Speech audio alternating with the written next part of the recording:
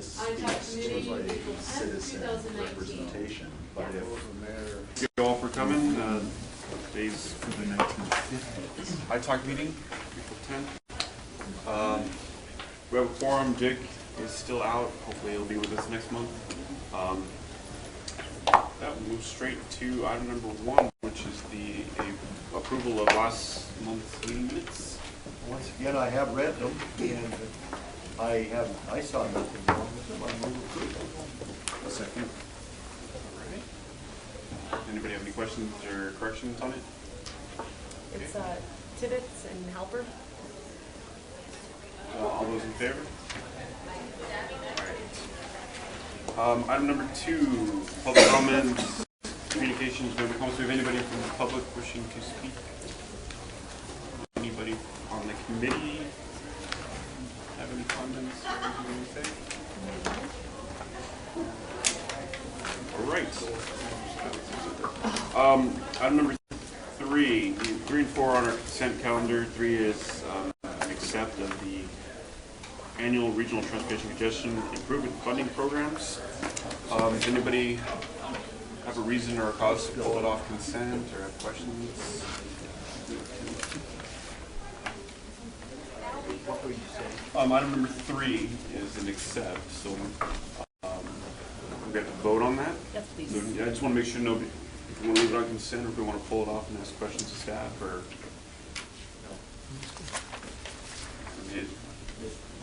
Everybody has submitted their programs on time. I saw no reason to question it. And 4 is the Transnet Senior Mini Grant Program update. I had a question just as it relates to how the City of Coronado now feels that they can expend the funds, whereas we forecasted not to be able to. Yeah, so it's a really good question. I'm glad you asked. So in the report, it says that the grant project is estimated to take an additional 2 months. That's based on data through December 31st, 2018. So I always get data a quarter after, essentially, well, it's a month after the reporting quarter. So for example, January, February, and March data will come to me at the end of this month, at the end of April. So I'm always reporting a quarter behind. Every time I identify a project that's looking like, based on estimates, to require an extension, I always check in with them because they know the status of their project on a day-to-day basis. So they have information at their kind of disposal as of yesterday. So when I originally spoke to the City of Coronado, they had seen data that I haven't seen yet, so January, February, and March. So based on the data that they have, the number of rides that they're contributing, the cost of their program, they believe that by the end of June, they'll be able to complete their project. But this action would still allow them that extension should they need it, correct? They would have to come back to this committee and then also to the Transportation Committee to seek that approval. Okay. But at this point, they don't think that they need to do that. Thank you.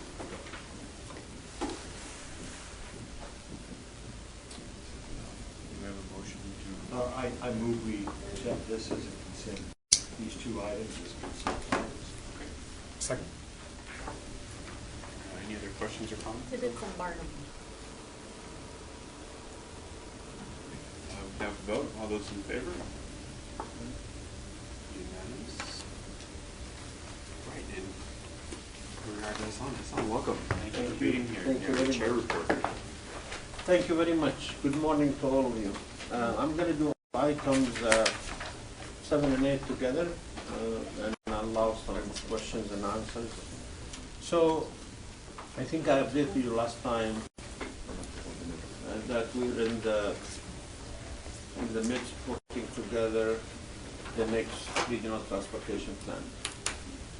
And we, after the board approved the 2-year delay, we are ready to come to the board and actually talk about the framework of the plan. You're going to be invited to the next board meeting on the 26th. We're going to do a board of directors and all the committees together. You will have a full presentation.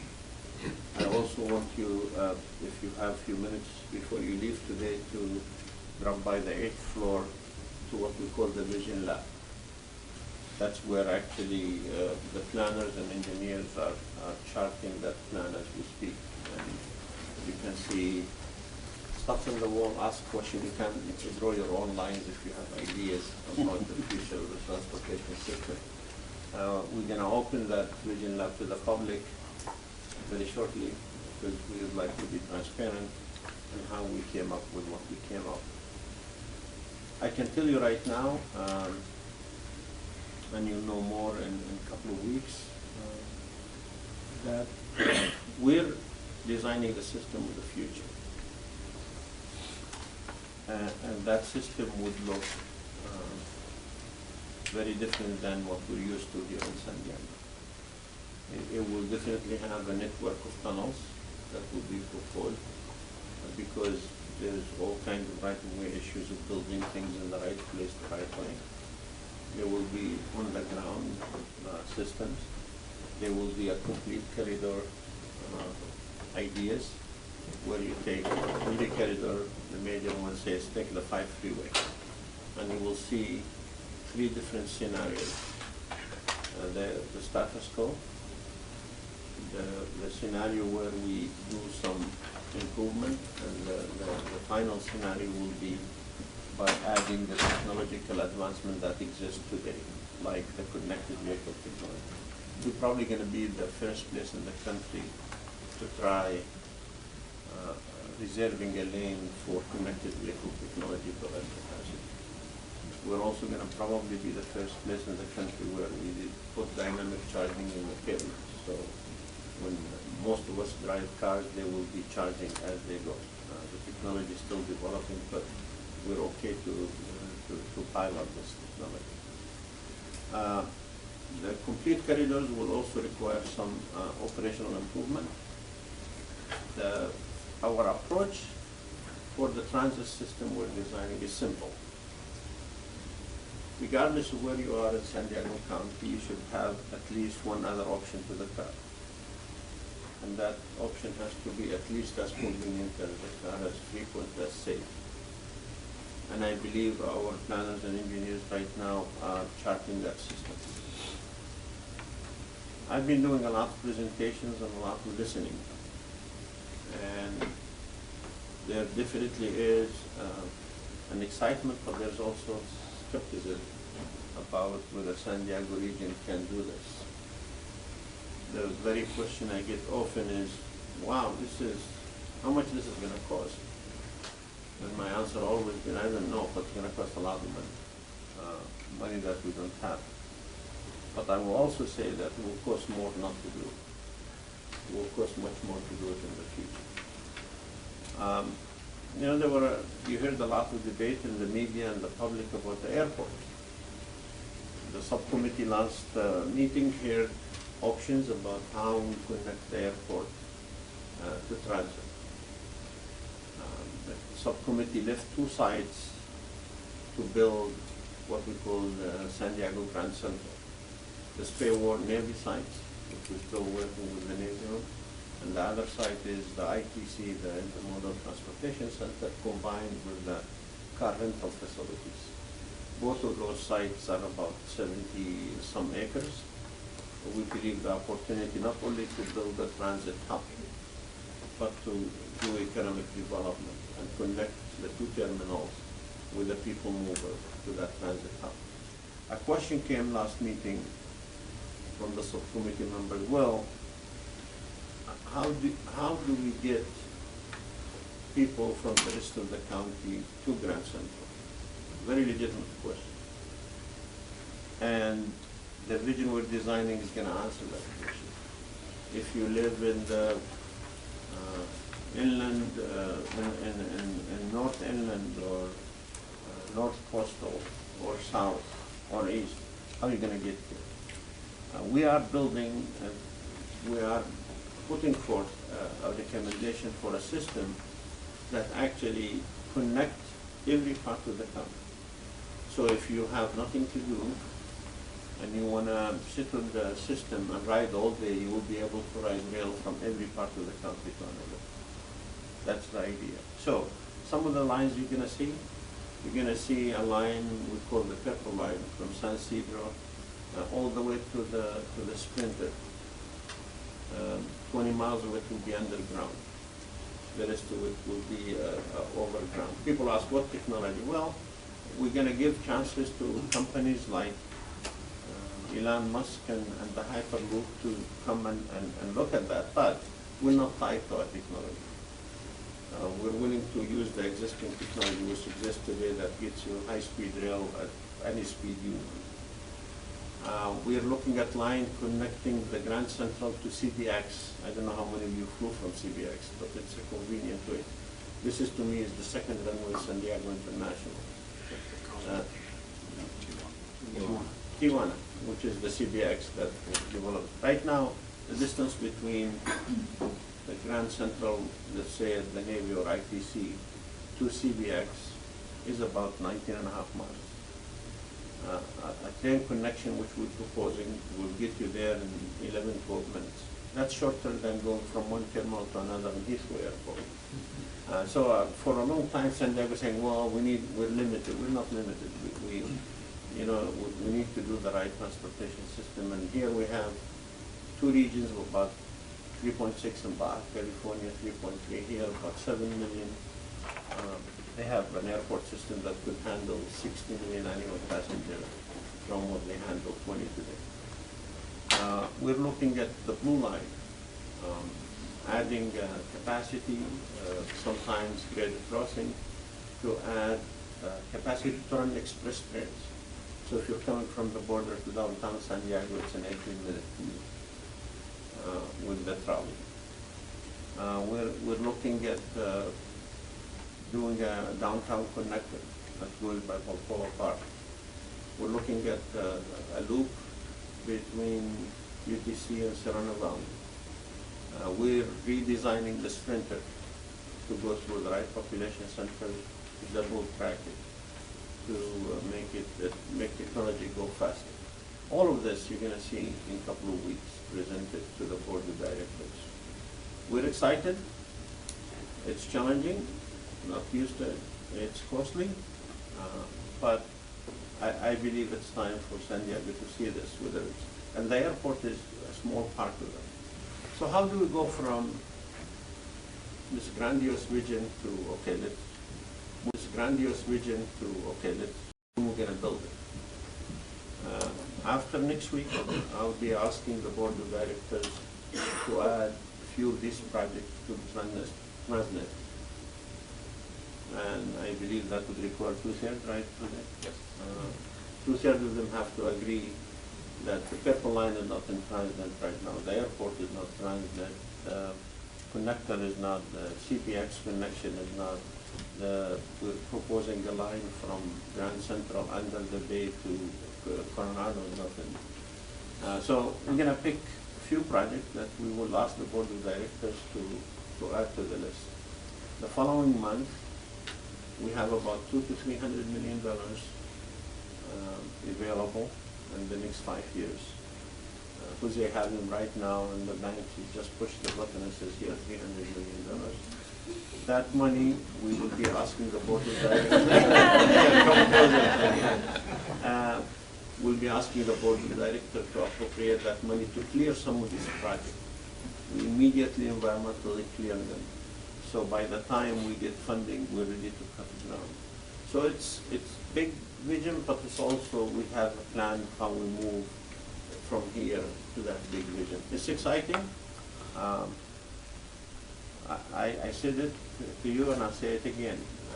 This region not only needs but deserves that system we're talking about. Go big, go bold, or I'll go home for sure. And you know, I'm proud of my team. They're ready to do this. They're doing an amazing job.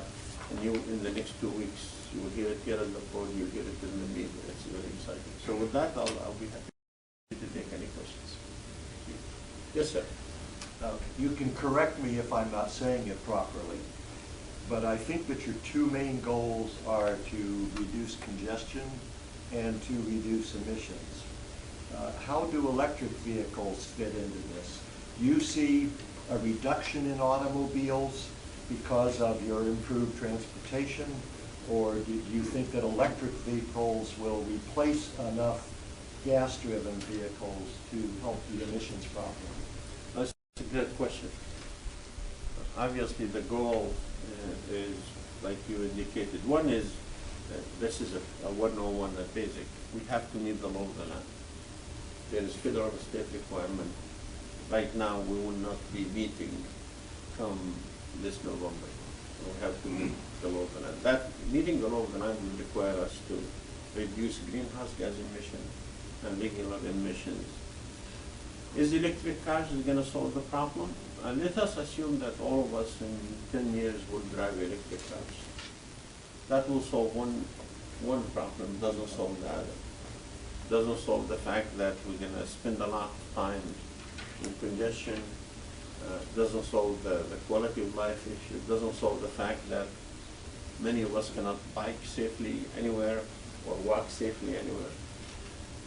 I believe we have to address this from the standpoint, we're going to assume, and then that's a fair assumption, that we are going to have much cleaner vehicle in the future. That's why we're going to try the dynamic charging. But we're also going to assume that's not sustainable. If all of us have electric cars and running in our cars everywhere, we're going to be driving more than the system can take. So our goal is also to make sure that we sustain ourselves into the future, create capacity. I'll tell you this, so transit system today carries about 1.5% of total goods. 98.5% was driving. I am under no illusion that people's going to leave their car in the garages, but if we make that 1.5%, 10%, we haven't created capacity for the next 50 years. Because congestion is always caused by the last 5% of the vehicles entering. So we want to create capacity, quality of life, economic development, all of that. To the question is, what about the autonomous vehicles, the Uber and Lyft? Look, if every one of us is going to be driven somewhere and running a single in a car, we're still going to have more vehicle mile travel. So we need to address that issue. I believe Professor Sterling called it the three revolutions. Electric, shared, and autonomous. So we want to make sure we kind of look at the cities of the future. I don't know how many of you have seen the National Geographic book called Cities. That's exactly what we're looking at our region as a city. How we develop a city of the future that's sustainable, that people could have choices, could safely walk and bike if they want to, could drive if they want to, and could take the transit if they wish to. It's about providing those choices sustainable in the future, but emissions and congestion relief are big goals for us. Yes, sir. One of the most eye-opening and impactful portrayals of the challenge for Sandag was at the board retreat. I think it was 2 or maybe 3 years ago. I can't remember if it was Ray or which member of the staff showed some heat maps of where people in the county live and where they work. And unlike places like New York where everybody's funneling into one, it's just kind of like all over the place, right? So it's, right. And so it actually raised in my mind the question of how much do we really have a transportation problem versus how much is a housing problem. And so I'm curious, in the big picture strategic thinking about addressing this, is there a role for Sandag on the housing side as well, and how you think about that if there is? Excellent question, and that is a key question that our leaders have to tackle. A couple of things, and Jim, close your ears here. Jim doesn't like me to talk about this. If we truly want to invest in this transportation system we're talking about, we have to invest having in mind that the future housing is going to be done in coordination with that system. If I'm going to build a 20-mile tunnel that's going to cost $8 or $9 billion or $10 billion, I can't have a ghost town station. I have to have housing and retail where people, if they choose to, they could live and commute there. I can't have a system runs by things, has to go into things. You know, when we looked at the purple line from San Isidro to Perna Mesa and took it next to the Sprinter, last plan we had it on the 805. Who lives on the freeway and who works on the freeway? Well, when you ask the question, why did we put it on the 805? And sometimes there's a good justification why you put a line there. But well, it's easy, because the right-of-way issues are out. That's where you miss that discussion of, this has to relate to land use. Sandag is not in charge of land use. But Sandag, I believe, have an excellent way of incentivizing cities to do the right thing. If you want Sandag to invest in developing a system and building a station in your city, you have to do your part in the land use. If you want Sandag to improve some of the highways for safety reasons, like the 67, you have to commit to certain land use. We cannot be building transportation to encourage more of the same. We need to go up, not out. LA is a very good example. It's not far off from here. And if you look at LA in 70s, 80s, 90s, and now, LA is going up. Transportation system and their investment in transit did that. So I couldn't agree with you more. We have to tackle housing, whether people like it or not. I mean, look, land use is a sacred cow for cities. But if cities want to be sustainable, they have to rethink. It gets into even the financial model of how cities are funded. You know, cities don't like to build houses, but build retail to get revenues. That model is no longer working with the internet and the way it is. So we have to relook at land use. And whether we like it or not, whether we don't have any authorities over cities, but we do have authorities over where we put the transportation system. We administer what's called the regional housing need assessment, which used to be a planning exercise, is no longer that. I believe the state is moving very closer to making the housing need assessment like a requirement. You don't just zone for something, you build it. I believe you mentioned about San Diego is multi-sector. That's actually what makes it more suitable for a good transportation system. You have about 10 distinct employment centers, and you have few distinct population centers. And with the technology today and what we call the mobility hubs, it's easy to say, even if you're spread out in a 5-mile radius with the Uber and Lyft and this kind of model, autonomous shuttles, you could get people to a station. So land use is the most critical, and land use transportation linkages is what we're addressing in this issue. Good question. Yes, sir. Another quick question, Sure. sir. We're Transnet people around here. Good. I think that I heard you say that you're going to be asking Transnet to take on some of the costs of this. Do you see another tax measure coming up? Yes. Is this as the goal? Yes, absolutely. Tax measure will be coming up, and it's not going to be half a cent. It's not going to be half. It's not going to be 1 cent, maybe 1.5 cents. Let me tell you, and we have to be upfront about this. I could make people feel good and say, they just give me half a cent, we'll worry about it. No, this is going to cost more. I mean, LA did 4.5 cents sales tax. LA is getting 120 billion every 30 years right now. And they're building a system, and they're building a system in the future.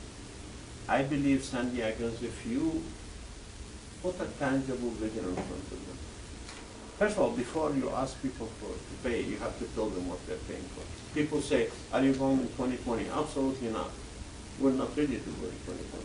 We don't have a system defined, we didn't post it, we didn't outreach it. So I think sometimes after the adoption of this regional transportation plan, if people here think this is important for their future, I believe they'll pay for it. Now,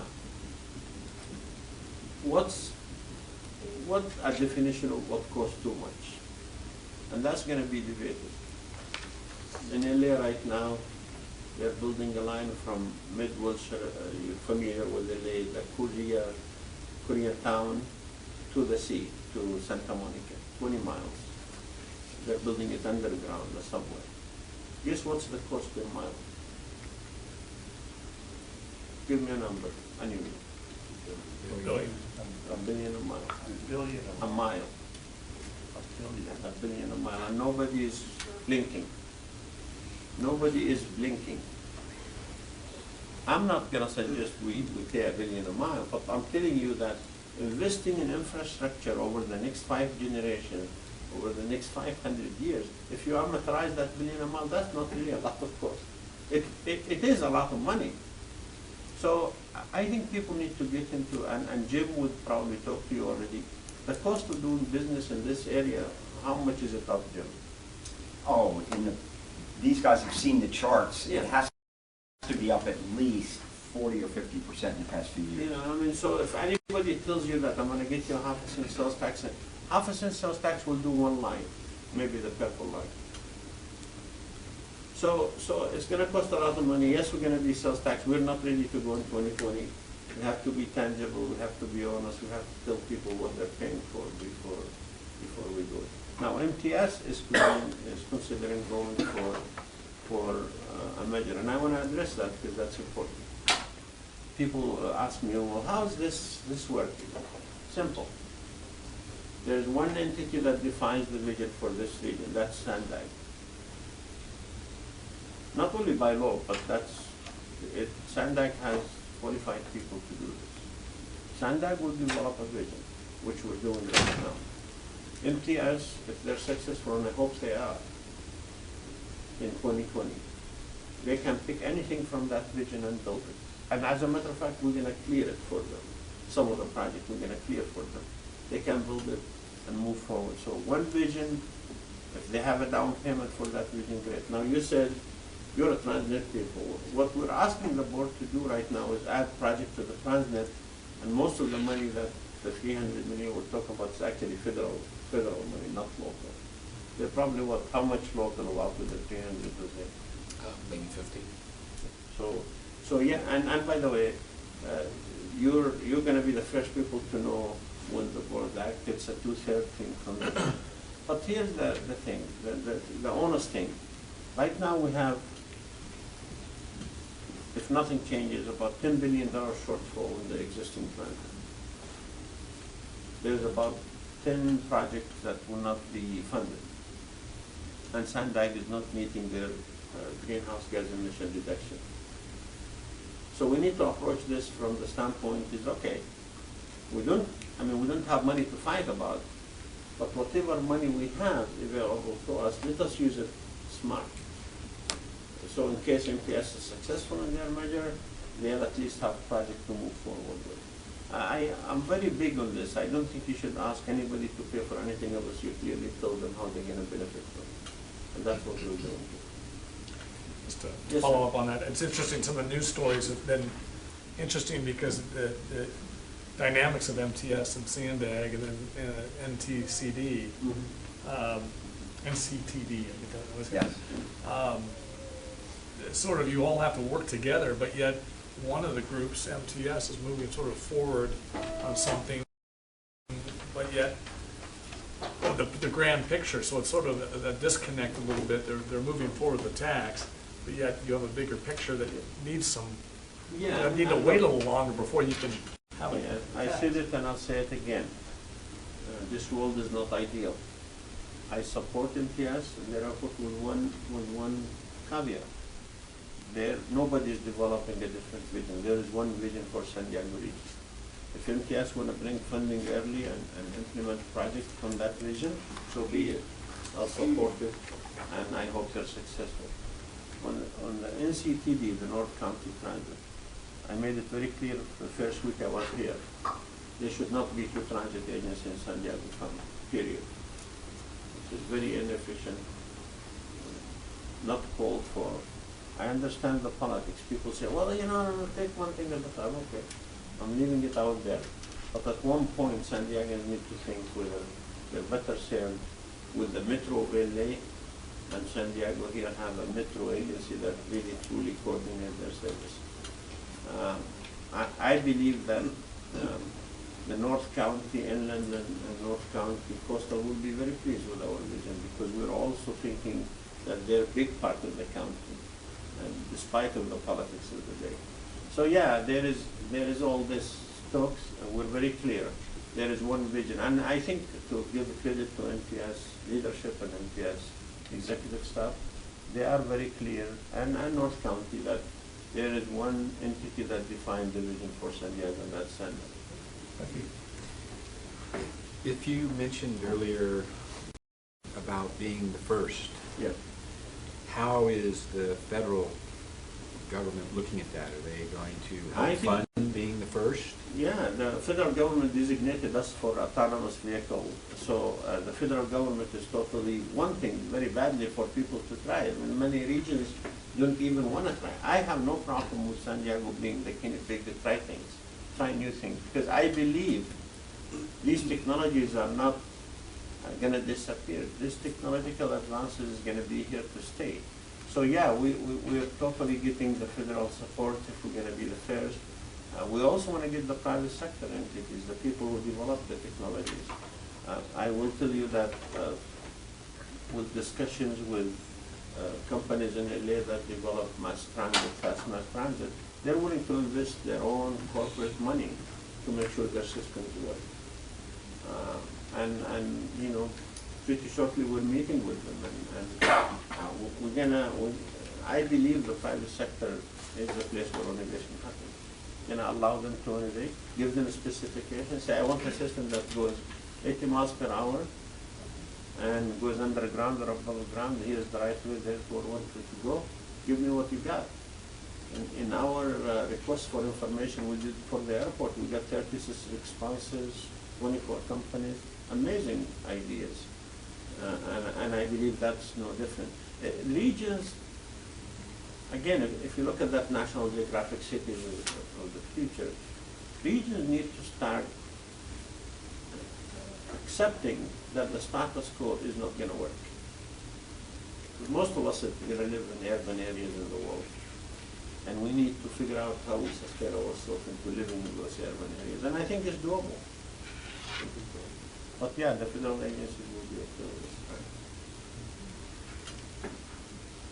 Well, thank you very much for having me. Look forward to seeing you next couple of weeks at the board. Thank you, Hassan. Thank you.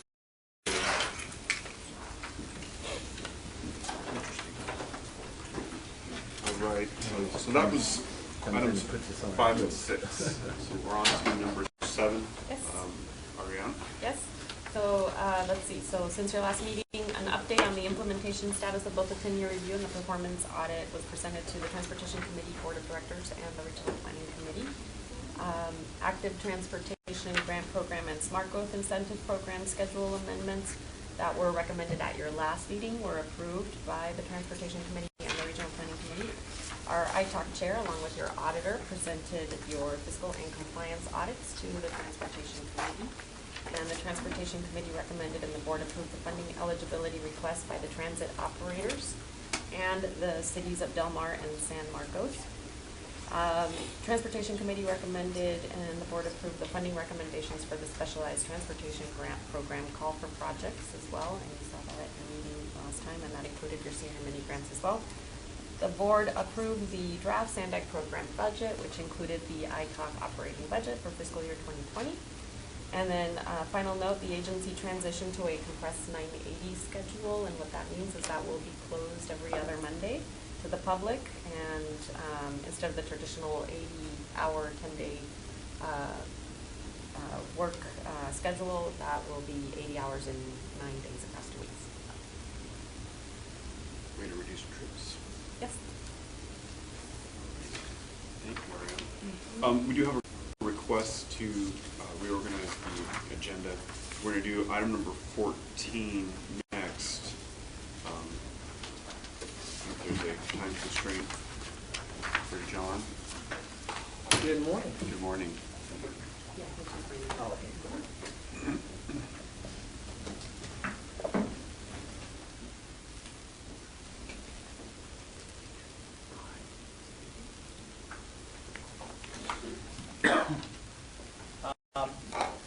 So it'll come up, but this is going to be a quarterly update for the Midcoast Corridor project.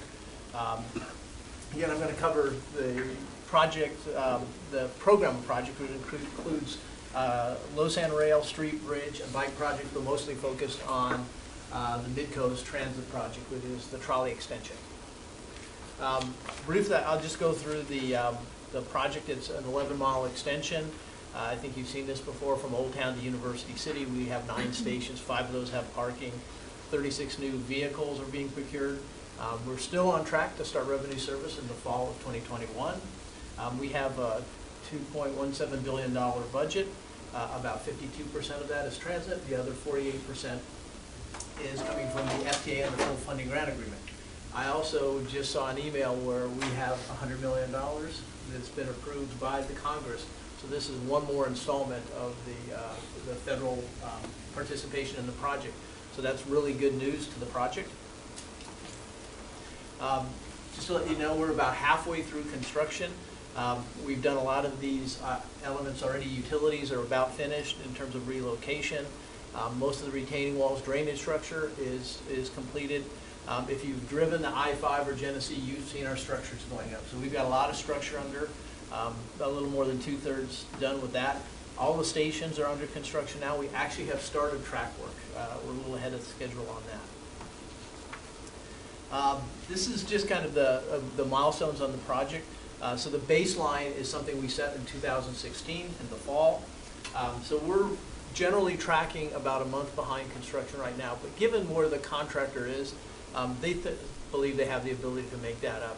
And that would be finishing construction in August, and we would still have time to get all the testing startup in operation for the fall opening.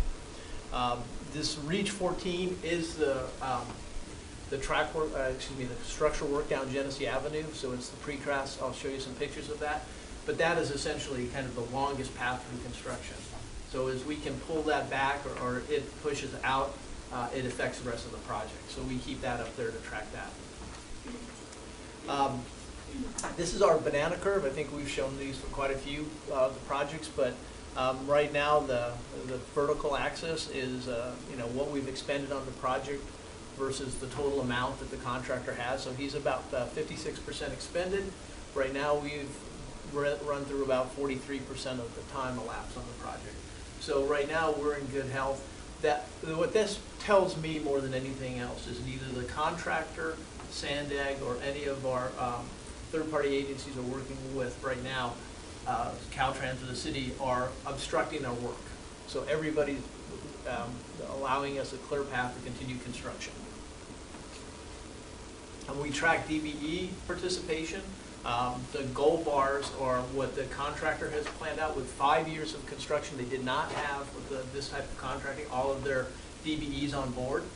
So we track and they plan when they're going to bring them on, and then the blue indicates how they're doing right now. So they are staying on track, and it looks like we're still projecting they're going to finish within that 11.3% DBE participation goal. We'd like to talk about some of the success stories on DBE. So Ace Fencing Company is a contractor that MCTC brought on to do the work. They're a disadvantaged business enterprise, a minority business enterprise, women and small business. They went from about 15 employees to almost 100. They went from about 700,000 to 6.5 million. What's happened is MCTC brought them on to do some initial fencing work. They liked what they were doing and provided them more work on the project. So that's how that has grown on the project. Again, it's also provided them the opportunity to pick up other work and grow their business. So there's a lot of questions about how many workers on the project. Any day you go out there, it could be 400 to 600 workers, depending on what's going on and what are the activities. But over the quarter, you can see how we, on a quarter-by-quarter basis, we've had as many as 1,000 individual workers on the project out there. And I believe the total is somewhere in the 2.5 to, or 2.6 to 2.7, I said that wrong, 2,700 to 2,600 total workers on the project. They look at Social Security numbers, and so we can track by how many folks have actually been out there doing work on the project. So we are employing quite a few people. I want to go through some of the accomplishments in this quarter. This quarter has been a heavy quarter for accomplishments on the project. The Gilman Drive Bridge, which is a separate project, but we were working on an MCTC, it was open to traffic.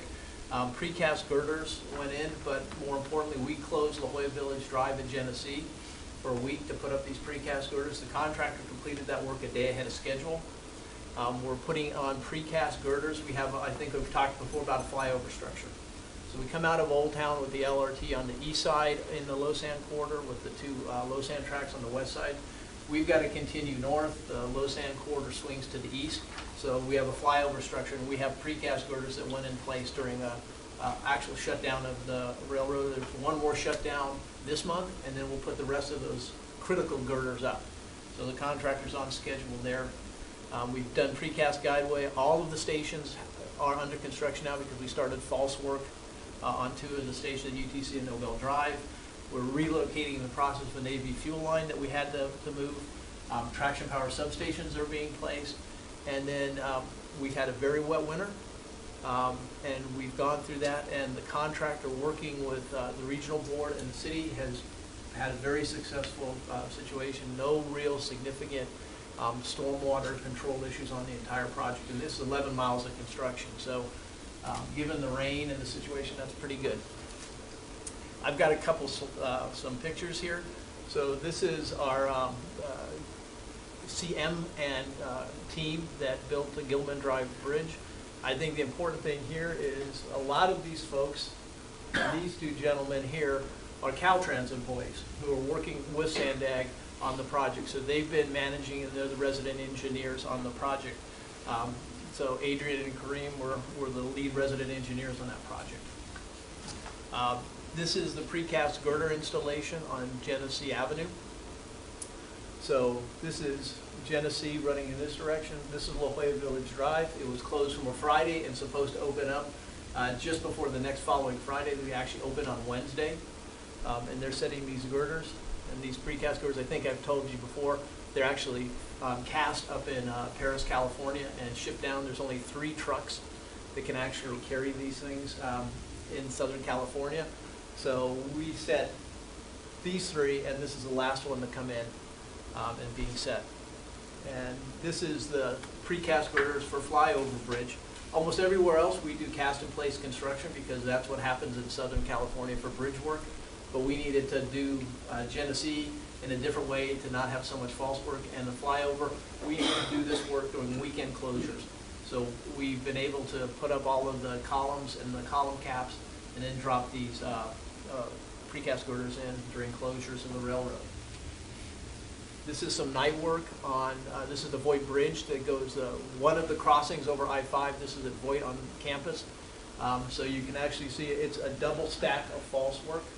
This is a night we're pouring some of the stem and soffit, if you're familiar with cast in place bridges.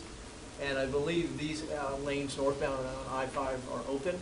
I don't know if anybody's been impacted, but we've had a significant number of nighttime closures on I-5 in this area, and very little or no comment from the public about any disruption. Fortunately, we have 52 and 805 right there as outlets in this area, so that helps. This is just some of the viaduct construction. This is up behind the Whole Foods on I-5. And this other picture is that same area, just looking towards the VA Medical Center. And then within one of the weekends over the past quarter, in fact in March, we closed Nobel Drive for a weekend and put the false work up over Nobel Drive. And this is the UTC station with the false work going up and the forming taking place. This is the Nobel Drive station. Maybe a little hard to see because it's not as bright, but this is where that previous picture showed the false work going over Nobel Drive. This is the Nobel Drive viaduct, and at this point the false work widens out, and this will be the station in here. So we've actually started construction there. This is the Navy fuel line. So the Navy fuel line comes from Miramar and goes all the way out to the facilities along the bay for the Navy. And so it's a major fuel line, and they put all different types of fuel in that line. But it was right in the way of where we needed to put a trolley bridge. So we're relocating that. This is weekend work during a closure, and this is the casing pipe. So that's the casing pipe that's going to go under 4 tracks eventually. These are the 2 existing low sand tracks. And then where this guy in the vest is standing, that's the future light rail track. And so we're working closely with the Navy. That work is going on right now. We're doing directional drilling under Tecolote Creek. Then we have some traction power substations being installed. These guys standing around in what looks like a cranberry field are actually in red concrete that we put around high voltage lines so that if somebody digs them later by accident, they have a little more warning than just finding some typical gray concrete. This is just at the San Diego River Bridge, but it's some ideas of some of the treatment we have. We have silt fencing in the San Diego River. We have blown material that goes over the bare ground to keep the erosion from happening.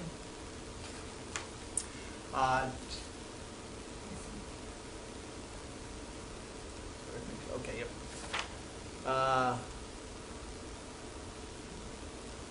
Okay. So this is a table where we like to bring to the Transportation Committee and the ITOC where we are on risks. So we have basically 5 major risks that we really are seriously tracking now and have the consideration of either having a cost or schedule impact. The first 2 are right away. And so we're working right now on settling all of the remaining right away. We have possession of the property. There is no possession issue, but there is still cost issue as we settle out some of these properties. We did have mediations that's over the last quarter that settled one property, and we're continuing to mediate on another property.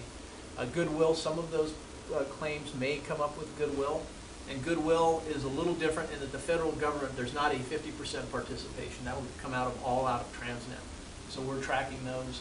Fez Street substation, we have 1 substation that we haven't got our site located yet. It's right off Genesee on Fez. There's a SDG&E substation down the hill, and we're trying to get into a corner of that substation with SDG&E. They're not really happy about the idea, but they are working with us, and right now we're working through some of the siting locations and some grounding studies to make sure that we can move forward with that. Construction costs, as Jim said, construction costs are going up. We had some provisional sums on the design, and we're still negotiating with them. And then we're about 50% through construction, so a lot of just the regular construction unknowns that are out there are starting to diminish. So we think that risk is going down. Every day it goes down because we have less underground work and more work in the air. John, quick question on the cost of the Balboa station. I've seen some press coverage on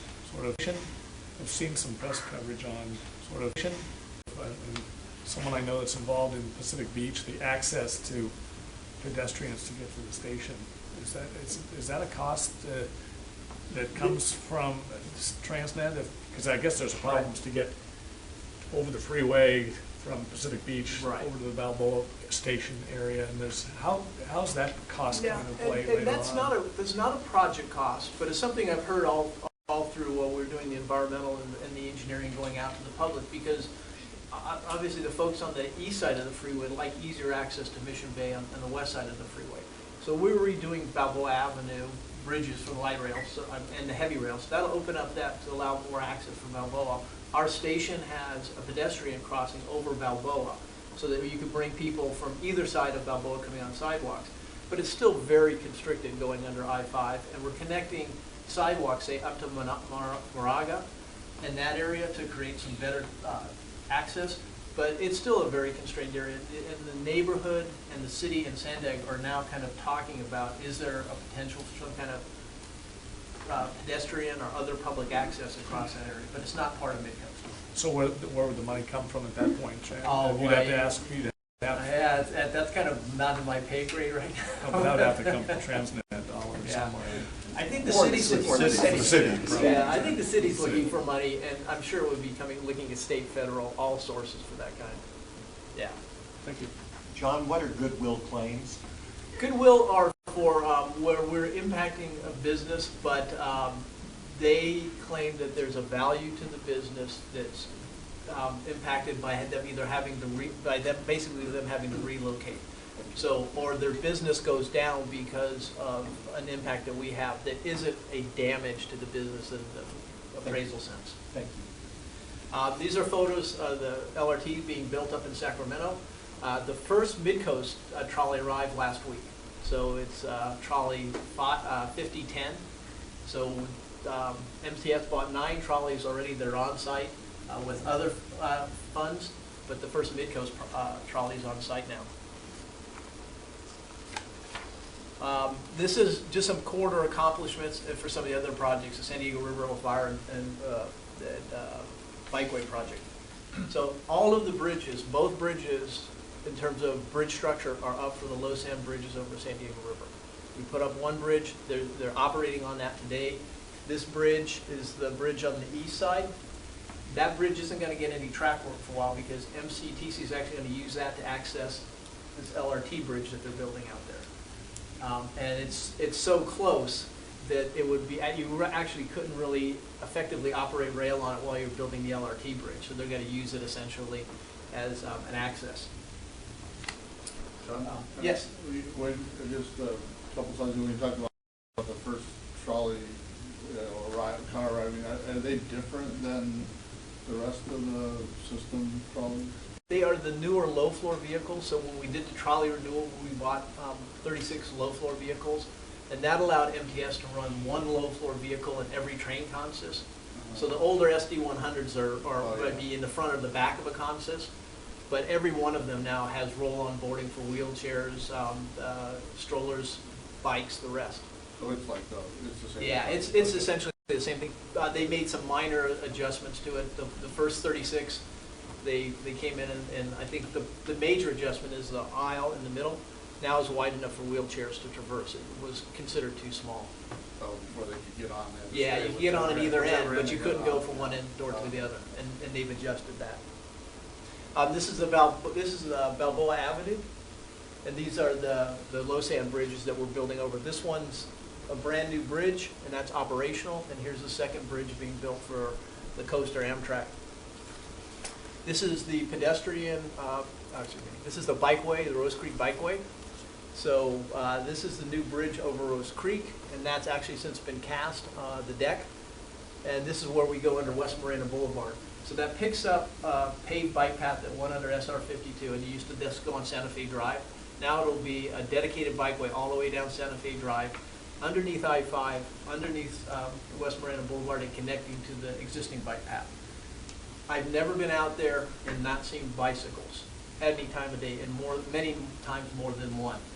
There's like 500 bikes a day use that, and this is going to be a tremendous improvement for the biking community. And this is just some places where we're still working on the Gilman Drive Bridge, that arch bridge that we built with university. So they're going to now, the university is giving us, or transferring funds to Sandag to do a change order, to do uplighting. They're going to uplight the bridge. And so we're finishing with landscaping and the grading around it. So it will be a signature bridge, and the university is also working with Caltrans to get their name on the bridge in some fashion. Public outreach, this was a big quarter for public outreach. We had the road closure at La Jolla Village Drive. We had the road closure at Nobel. We had freeway closures. But our public outreach people have done a tremendous job. We've also been doing tours for board members. Certainly happy to take anybody here out on a tour of the project. Irene McCormick can help you, and same with Sharon Humphreys here. Those two have been coordinating tours for board members and elected officials. It's really worth seeing to get out on the project. Again, we had this halfway there event. So what we did is at the Voight station and the Claremont station, we had an event to mark. We're halfway through construction. Chairman Voss and National City Mayor Satella Solis was there, and they spoke to some of the workers. But these guys are actual workers. They showed up. We showed up with them at 4:30 to 5:30 in the morning. We had breakfast burritos. We served it to them. I've never been to an event that was this type of event where we actually gave something back to the guys in the hard hats. They really appreciated it. Hassan showed up. We put him in a hard hat and a vest. And I saw him for about 5 minutes, and then he disappeared into hundreds of construction workers, and you couldn't tell them apart. So he was in there talking to them, and then like I said, we served them breakfast, and then they went to work. But it was a great event. And then we have some single tracking coming up on the Green Line as we prepare it for that bridge that work we need to do. So there's going to be some nighttime single tracking that will impact Green Line operations to some extent. that's how you contact the project, and with that, I'm happy to answer any questions you might have.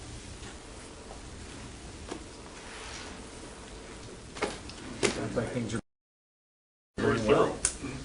They are. All right, thank you. Nice to hear. Thank you, John. Appreciate it. Excuse me.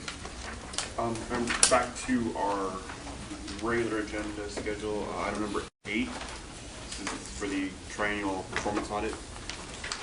Are we at that? And Chelsea. Oh, Chelsea, I'm sorry.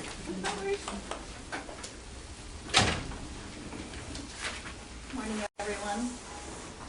So we're here today to discuss the solicitation process for the upcoming fiscal year 2021 Transnet Triennial Performance Audit.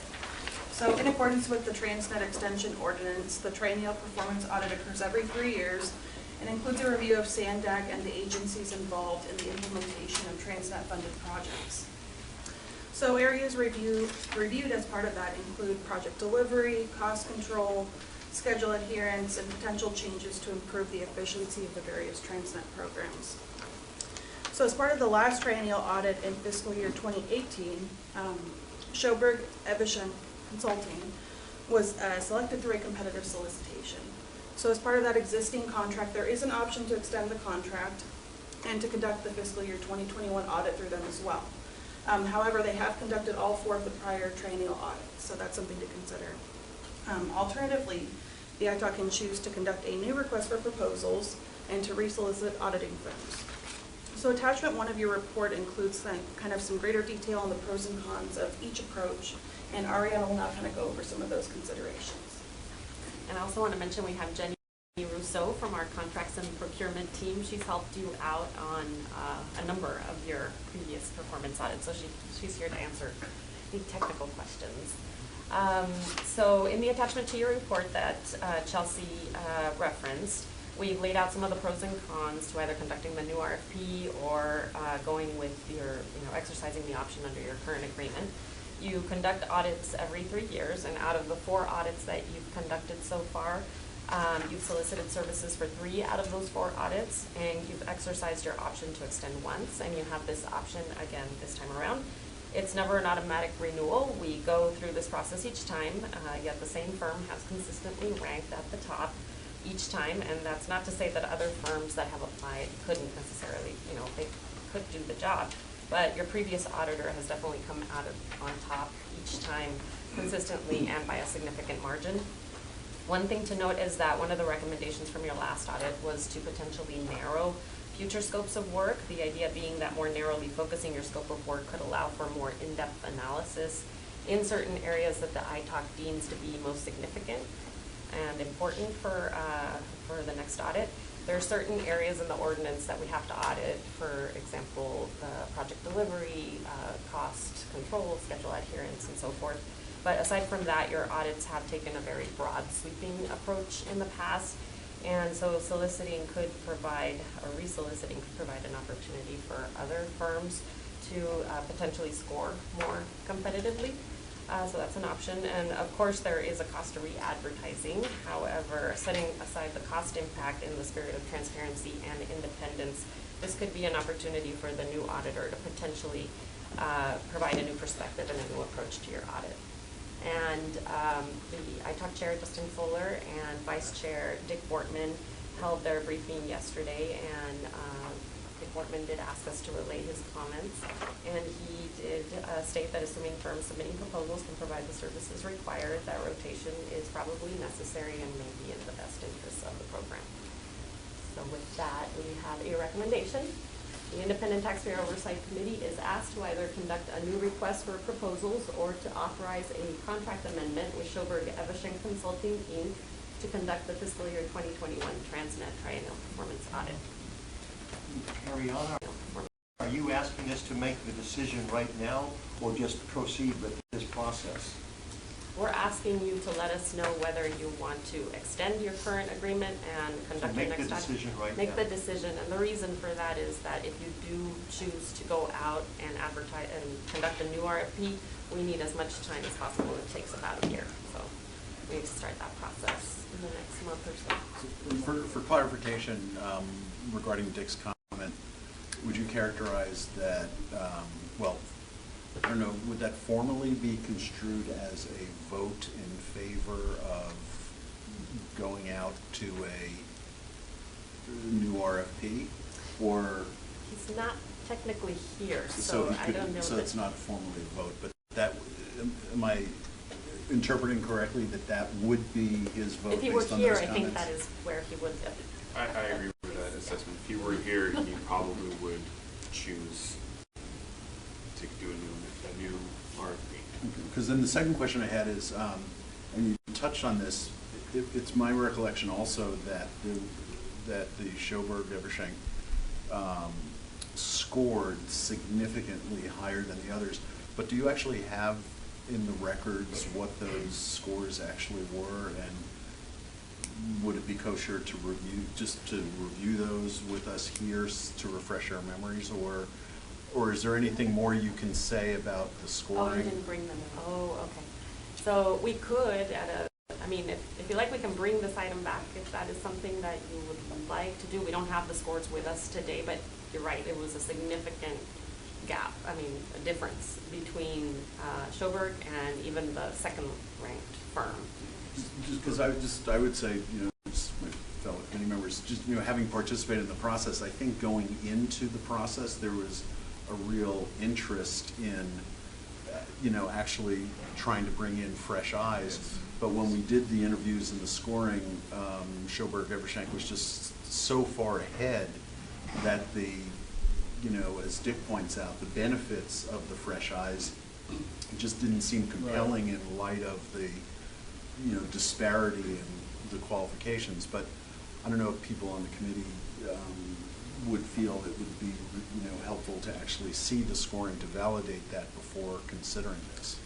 Well, I have the same recollection from going through that process, and I think we had a lot of dialogue on that, and Jake Snyder had talked, but he had some valid things that were the same topic that was thrown into the mix on the selection panel, and we had discussions over this, and you're right, the differential was, big enough to kind of overcame, when we weighed everything. Russ, Oh, you have to step out in just yeah. a moment. Can we do that? Okay. Mr. Chair, I'm going to have to go, but I think I would recommend, for me, I'm not going to be able to vote, I guess, but I'd like to see a new RFP. I think what's interesting to see why they did so well is I think they have a distinct advantage on these questions. I would imagine that automatically will just put them a lot higher. And so when we do the RFP again, I think maybe we could look at the questions and it'd be interesting to see if we could revise the questions this time around or something to make it not fair, but it's just Or to already at a point where we hone in on what the scope of the services would be. Yeah, and then maybe Stuart's another firm. comments, I think, is just we should find out sort of what made them high up, because they've done it 4 times, so they're going to their answers are going to be given. So. Yeah, I think, and again, maybe looking at the scoring would help. But my clear recollection was that it wasn't even familiarity with our programs. It truly was domain expertise in terms of just the knowledge of things like us, not specific to us, is the thing that really, they were just so far apart. And then there were some other. That's true, that's a good point. The strength of their project manager assignment and things like that. Clearly, there was that issue if they had it in there, potentially not. I do remember they did have some broader. Yeah. Can you remind? Yeah. When did we do that selection? That would have been. That selection wasn't for all. It was a reselection. The last time it actually was a new RFP. That's what I That's why mean. you have the option this time. That's what I because mean. typically Like all these historical times weren't from the original selection. You've reselected multiple times. We reselected them multiple times. You've conducted an RFP more than. Right, and that last time we had the option, purposely had the option to extend it, that we're talking about now. You've had that before. You've had an option to extend and you've exercised, right? But I think we consciously knew that was the potential when we did it. One of the things that gives me some, whatever the term is, but this would be the last time we would be able to extend the existing contract. So the next triennial audit would have to be an RFP regardless. Yes. So this would be the end, no matter what for them. They Yes. could not. Well, they could if you reapply. extended They it, could reapply and They be can definitely rewarded. reapply. They could reapply. But But they have we to would come have back. to do an RFP Right. for the next one. But don't, I mean, it sounds like, and it's been, they've done the last 3 or 4? 4. Last 4? And But- then maybe you mentioned, in each of those 4 cases, was there an RFP? In each of those cases, so there's 4 audits. In 3 of the cases, we've done the RFP. The 4th case, you exercised your option, but technically it was competed because it was part of an RFP. So Okay. yes, all But- 4 have been under an RFP. But in a more sort of, I guess, colloquial sense, 3 of the 4 were specific, open. Completely Yeah, open. and Did the RFP include a fee proposal, or was that negotiated after the point? And how did our auditor compare with the competition? Right, yes, it does. So part of the criteria is the cost. Yes. And they did fare well as well on the cost. Were they low on the They- cost? I think she's pulling those up right now. Thank you. Oh, thank you. Oh, yeah. So they definitely, for example, if you were to extend, exercise your option to extend the agreement this time around, we're required to do a price analysis to see if they would still be offering a competitive price. And they actually do come in lower, so you would be able to go with them this time around. Where is the fee on that chart? And then, it's not there, the fee's not there, these are just the sum of the ranks. But to answer your other question about why ITAC decided to go with Schoberg last time and their qualifications, I think you had asked about that, yeah. They did, they've worked at the state auditor's office. They essentially wrote the yellow book, which is the Well, book of there's no auditing question that they're the most practices. experienced. Right. But were they also the least expensive if you look at this as a bidding process? I don't Or- think they were the least expensive, but they were not the most expensive either. So at the end of the day, what we're looking for is the best value. You're not hiring the firm. I'm not opposed to that. I'm Yeah. saying- Well, You're also, not- if we just could because just go they're the back to lowest. the screen turned blank. She was pulling up full cost. Oh, okay. Because I just want to make sure everybody's on the same page in terms of interpreting the scores. And if at some Right. point we get that score sheet back on the page, it would be helpful to point to the sort of bottom line of the scores, because Yeah. Are we able to see just the bottom line, Jenny, of the scores? So just like the. or how they even just, ranked? so, So maybe.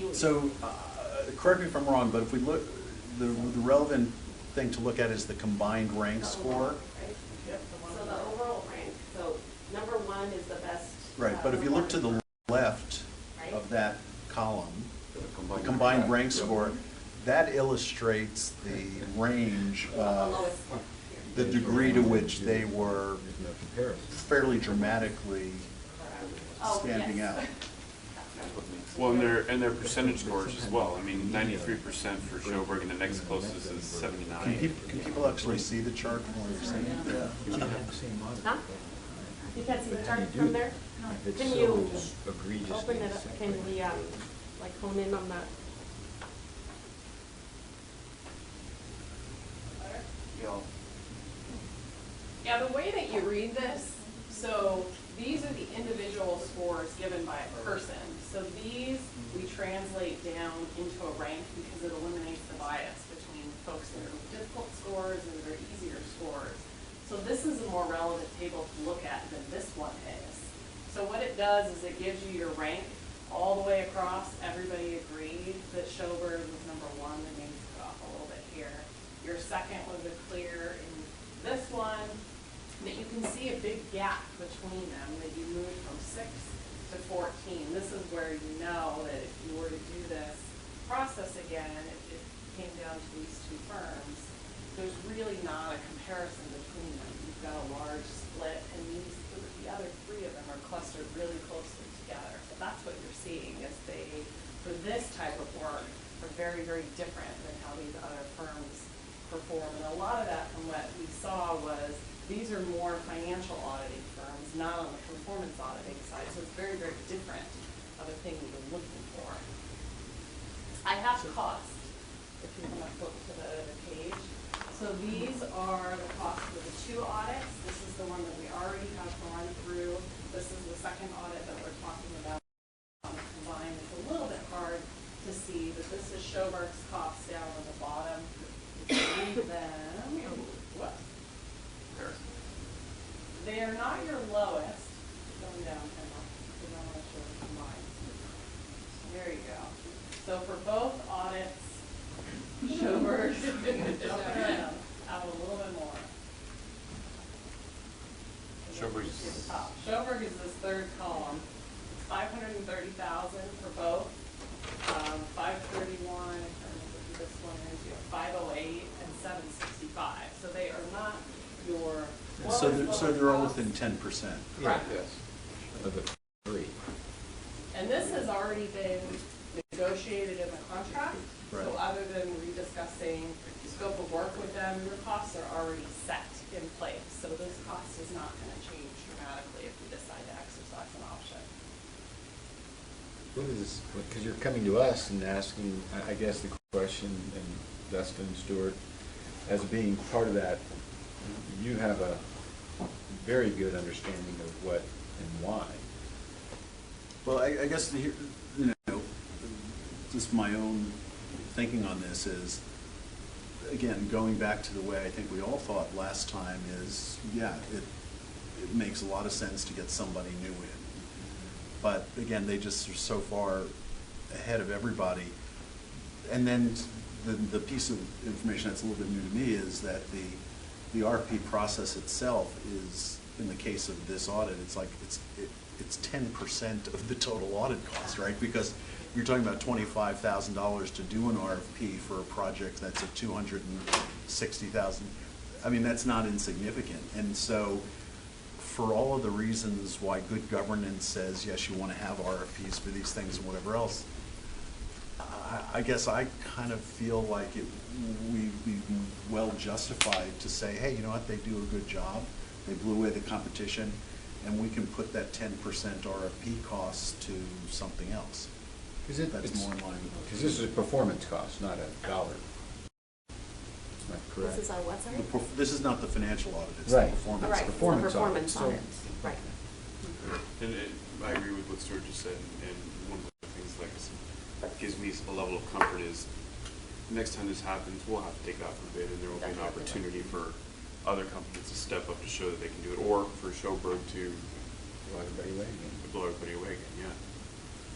Because it just seems ironic, I mean, the staff and we're just, there's no comparison. And you're looking at this going, okay, nobody ranked the party. There's not a lot of performance auditing type firms. The costs of doing the RFP. Nobody, there's only one, and there's only one that came forward? Well, I mean, we really did our outreach to get just the 4 firms, right? Even to. But you're saying really one of them is only really. one of them was a performance auditing firm. The other 3 were But are there, financial auditing. do we know of other performance auditing firms? Are there There is that just a, is that the only heart doctor in the county or the country, So, you know? So there are transportation consultants that do, for example, TVA performance auditing, like Kimley Horn or what have you. So, I mean, that is, but, I mean, we sent it out to them as well because, but they don't submit for this audit, they submit. It's okay.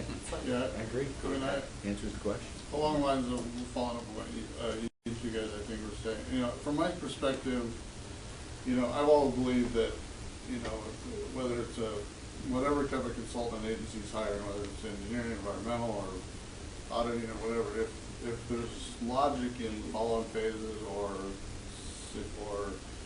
continuing some optical agency to continue with the consultant that basically builds on, there's cost savings and there's efficiency and schedule savings, and part of the efficiency is the schedule savings. And, you put in the RFP the option if you're not happy with the services potentially or something changed that you have the agency, in this case, our decision, we could, if we're not happy with what's happening, we could opt out. It gives us an opt out, but if their performance is adequate and that was, going into it, we understood that we could extend them and we, you pointed out, Stuart, the cost to do this and the schedule loss and stuff is relatively significant compared to the total cost. I don't think there's a valid reason to waste the time and money, and then yes, there may be others out there. They have the opportunity. They had the opportunity when the RFP was issued, and they'll have an opportunity again when this contract expires and a new RFP is issued. But I don't think we owe them to go back and get them another shot at the deal if they didn't compete last time. So I would be willing to make a motion to authorize a contract amendment to do the next one with the existing consultant. I would second that. Do we have any other discussion? May I ask a question? Of course. I do not believe in trying to rule from the grave. And should I abstain from this vote? I don't think you can. I don't think we would have No Oh, reason to. no. Well, There's no reason. yeah. Thank you very much. Continue.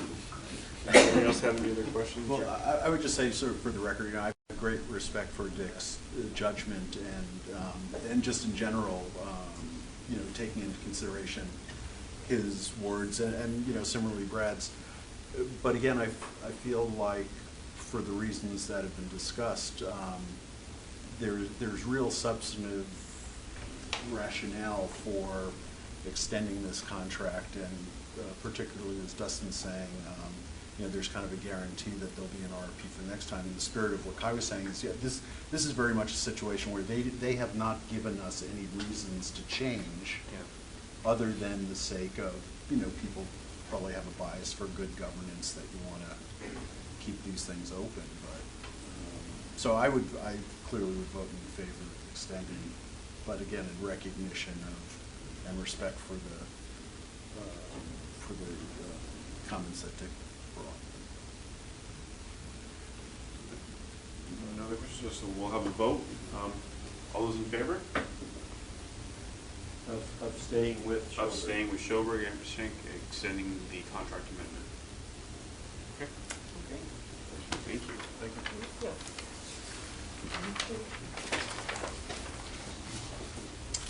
And thank you, by the way, for grabbing. You're welcome. Yes, thank you. Item number 9, Ariana, again, this is for the annual report. I got a copy of the draft in the agenda. Yes, so real quick, in February, you established a subcommittee or you appointed a subcommittee to lead the development of your annual report. It includes Chair Dustin Fuller, Greg Sadowski, and Brad Barnum. And since then, the subcommittee has met with the consultant who provides copywriting and editing services, and has produced the attached, which is just a preliminary version. It is still a work in progress, so you may see typos. It hasn't necessarily been edited. Placement may change and so forth, but mainly what we wanted was to get your additional feedback on the draft concepts that are included in this attachment, and so that we can discuss those further with your subcommittee, which is meeting later today, and then that would help us take the next step toward preparation of your draft annual report, which we'll present to you in May to the full subcommittee.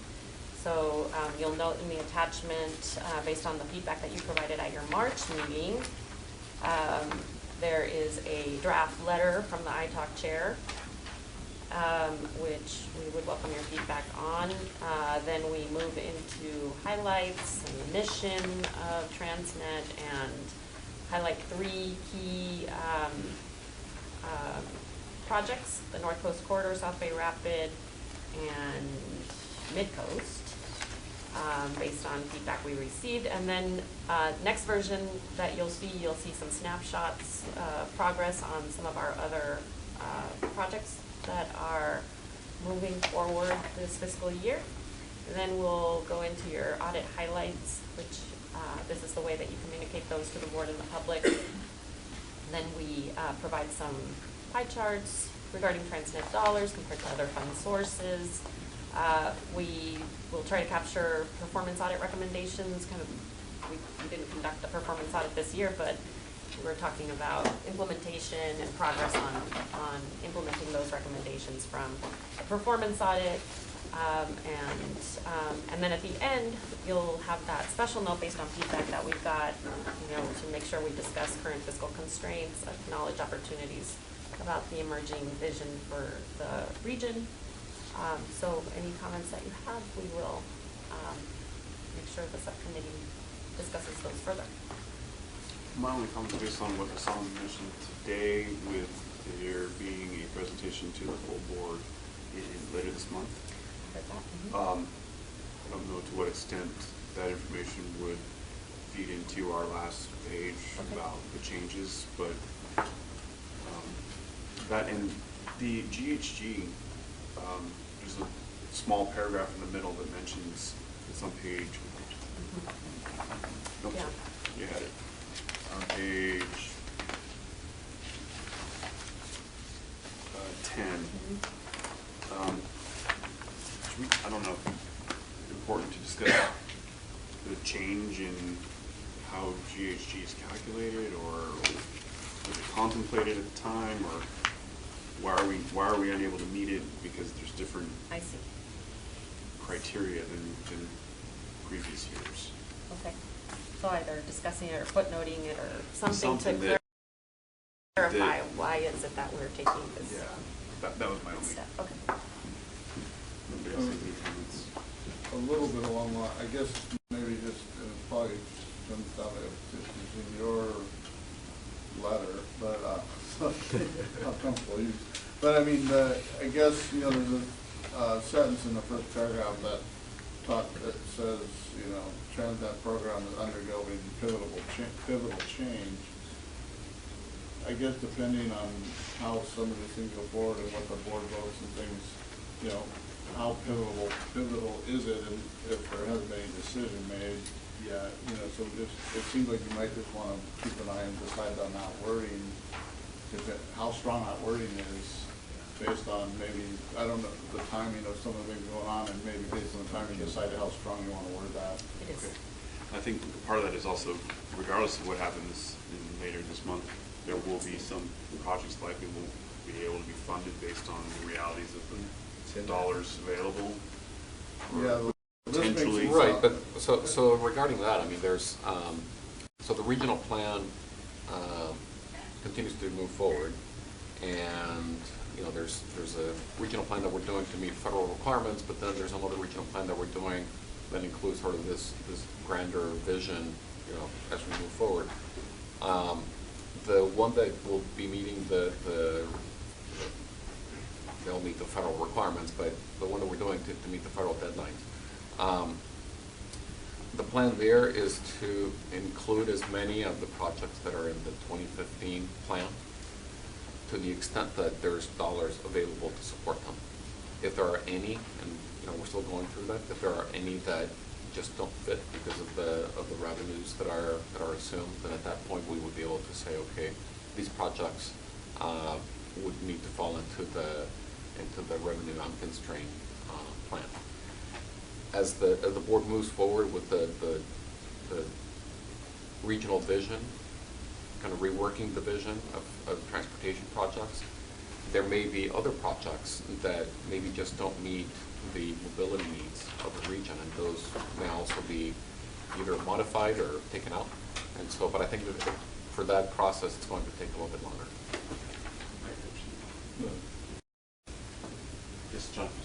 Why is Dustin signing 2 letters in this report? Pages 1, No. excuse me, Am I? to make it a He's the work chairman. Page 3, he gives a letter from the ITALC chair signed, and then page 10, you have him signing again. Can that be combined into one letter? I mean, I'm not trying to overwork the guy, but Signing but notices. usually, am I reading this correctly? We Yeah, can, it- I'm sorry, go ahead. No. No, we can have Dustin sign the actual letter from the ITALC chair. I'm not sure what we did last time on the special note. Did we also sign it? I think I know why. Because last year, your annual report included your letter with recommendations on the 10-year review, and that was signed by you as well. So there may be some confusion. He doesn't need to sign the special Just note if you're fine with that. consolidating or something. Just don't Well, sign the I was back. gonna say, the thing that,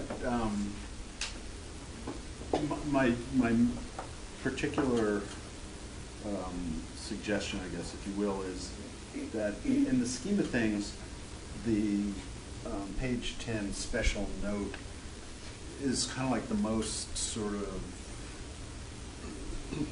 significant thing that's kind of somewhat out of the ordinary. And I guess to me, it's a little bit buried as far back as it is. So to Jonathan's point, if there's a way to maybe reduce in the letter from the ITALC chair a lot of the language about here's what's in this report, because in some respects that's sort of a little bit redundant, right? In a 15-page report to have like half a page saying here's what's in the report. And if you could bring up the kind of the key communication points from the letter on page 10 into that opening letter, I think it would be more impactful. That's just the way it read to me. I also think, and I haven't read this thoroughly, but you know, it's the job of the Oversight Committee to provide oversight Right. over what staff is doing. And did you say anywhere in here that we think staff is doing a good job in protecting the taxpayers with their money? I mean, that's our job. We will let him know. I'll sign that letter too. Okay. Well, those Okay. are my thoughts. Okay, So we will be meeting Great. after this meeting, the subcommittee, so we'll take back these comments. yeah, and- it's fantastic. All right. A lot of good feedback. Thank you, we appreciate it. Thank you, everybody. Well, if I just may want to, so just, to follow up on Jonathan's point, and I think, and I presume that the letter was probably initially drafted by the consultants. On the one hand, there's a lot of good reason for celebrating the projects and whatnot, but to Jonathan's point, the real mission of this committee is its oversight. And so in that regard, I kind of wonder if, before getting into the pretty pictures, the oversight is spoken to on pages 5 and 6. You're thinking go to the meat before the Well, glory. I understand that, these are kind of lots of bullets and it's kind of dry and boring because there aren't pictures that go along with these things. But those are the pages that actually speak to the oversight, and I just wonder, consistent with the spirit of where Jonathan's coming from, bringing the oversight part up front Yes. and the celebration and the pretty pictures in the back. The report can show the accomplishments of staff and on the program. But if I'm a taxpayer, I'd be interested, but I want to make sure that you folks are doing a good job of protecting what I'm paying on taxes. And a simple paragraph stating, never mind, I mean, included in there. Okay. So the letter from the ITALC chair, I mean, that this would be in the letter to the ITALC. in the letter is what you're saying, okay, No. got it. I But think- also bring up the special note. So Yeah, it's not again, because I buried. think that Right. in some respects is the most noteworthy aspect Right. or the call out of this report. Yes, okay. Trying to save you work, Dustin. I appreciate it. Okay, thank you. Item number 10 and 11 eventually, so you'll stay with us.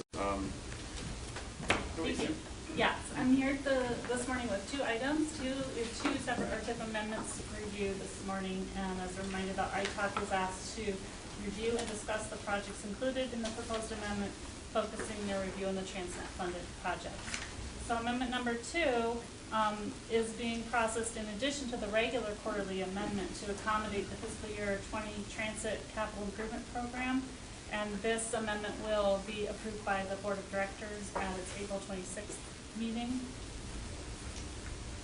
This program adds funding to the 5-year transit program projects based on FTA formula fund apportionments and the Transnet revenue estimates approved by the Board in February. The 5-year transit CIP funds transit improvement projects, state of good repair projects, bus and bus facility projects, preventative maintenance, and operating assistance. Attachment 1 on page 72 is the summary of changes report showing the prior and revised project cost, the cost difference, and percent change in the project. This report provides an explanation for projects where the change exceeds $10 million or 40%. And I'd like to really say a very appreciative thank you to representatives from both transit agencies who are here, sitting here for a long time this morning to answer any questions that you have on this, especially coming all the way from Oceanside. It's a long trip, so thank you very much for being here.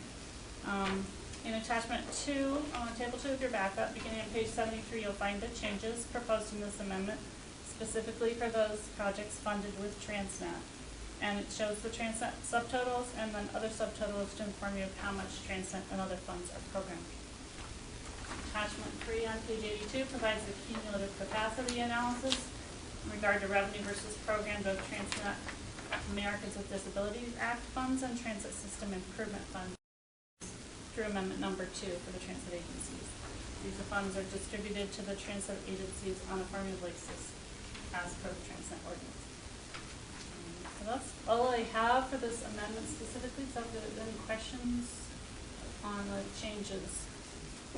I just have one comment that pertains both to this item and also the next one. And that is, when I started on this board, we didn't have these summaries, and I want to thank you. We had to pour through to find out what the changes were. Both of these summaries I find excellent. Okay, I'm glad that's helpful for you, yeah. Thank you. Any questions? Number 10? These guys came all this way.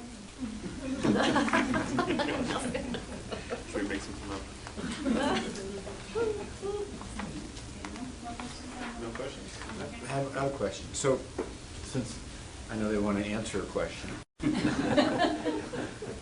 and it's probably a pretty simple answer, but so do these changes take you all the way through to the end?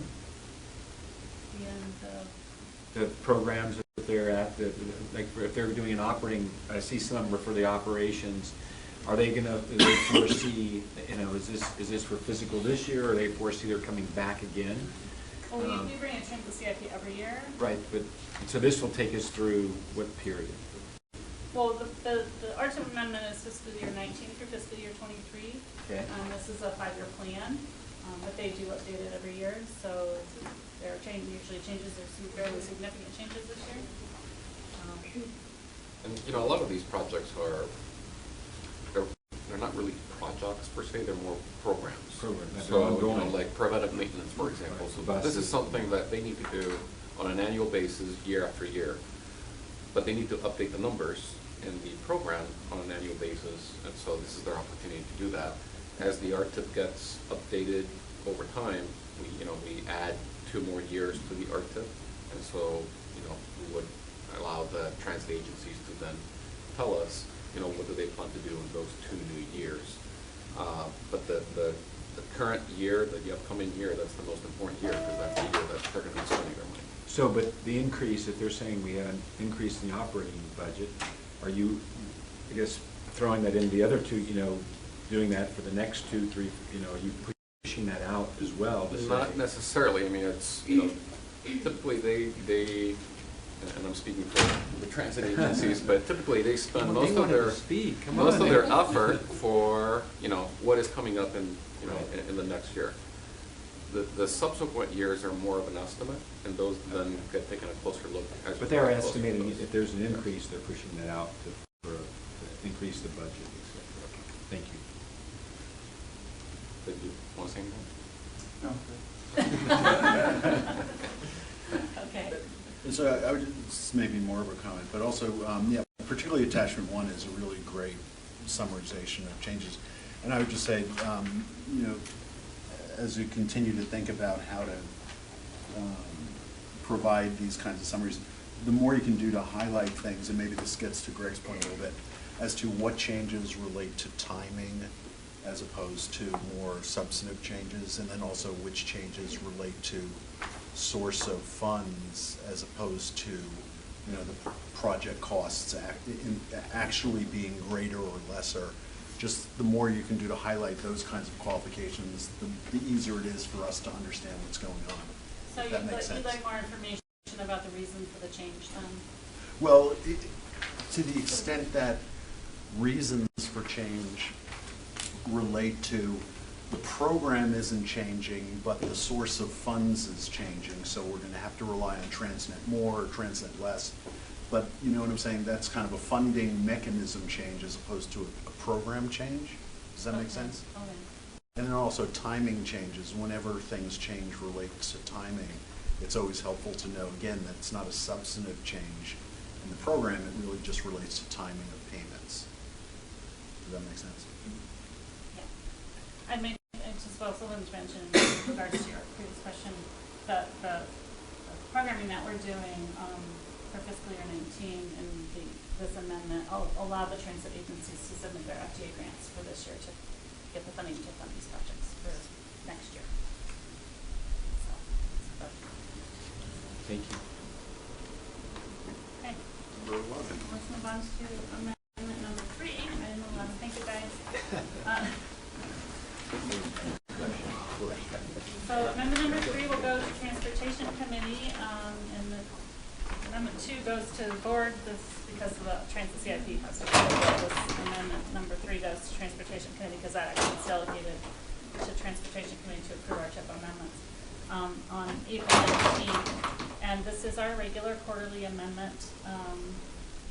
Then again, the change summary on page 86 shows the summary of changes sorted by the absolute value of the change and total map program, with the project showing the greatest change at the top. More information is provided for selected projects. Major changes in this amendment include the programming of additional federal and local funding for West Mission Bay Drive Bridge project, the consolidation of Poway Street Maintenance Project. They took their annual projects and deleted them and put them all into one, 2 different projects.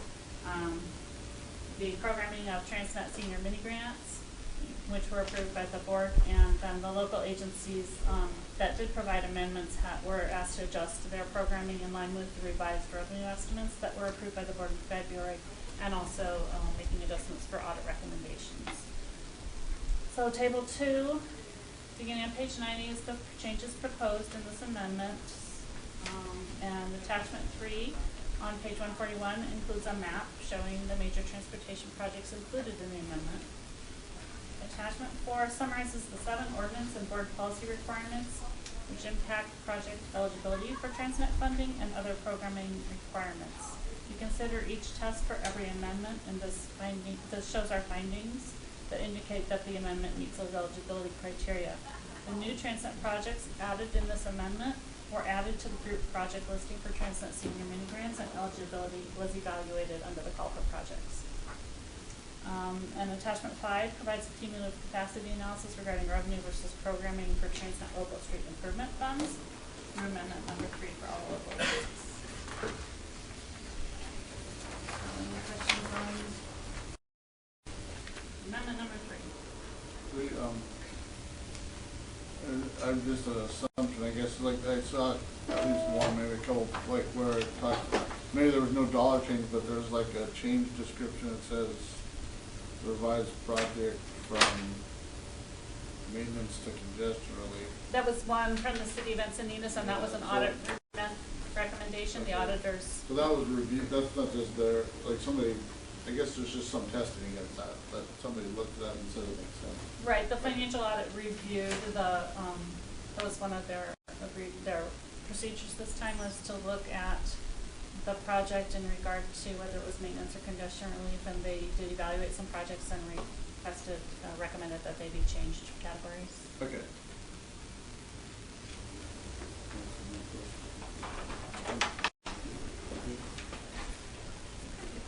Thank you for your time.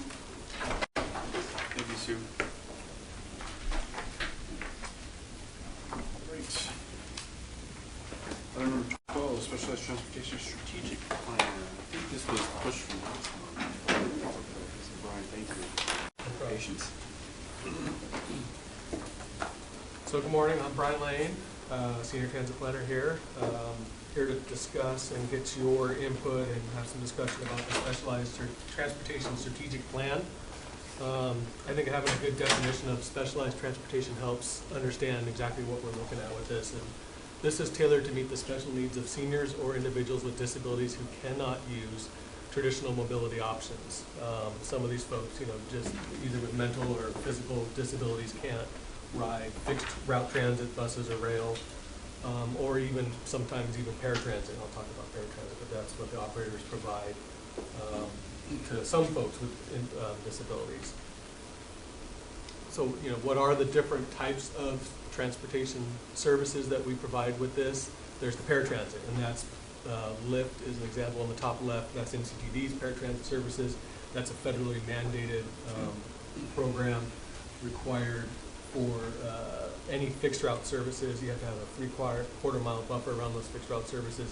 Anyone who resides within those services and who can't ride the regular fixed route transit services are eligible to ride that, and they get a door-to-door type of service on these vans.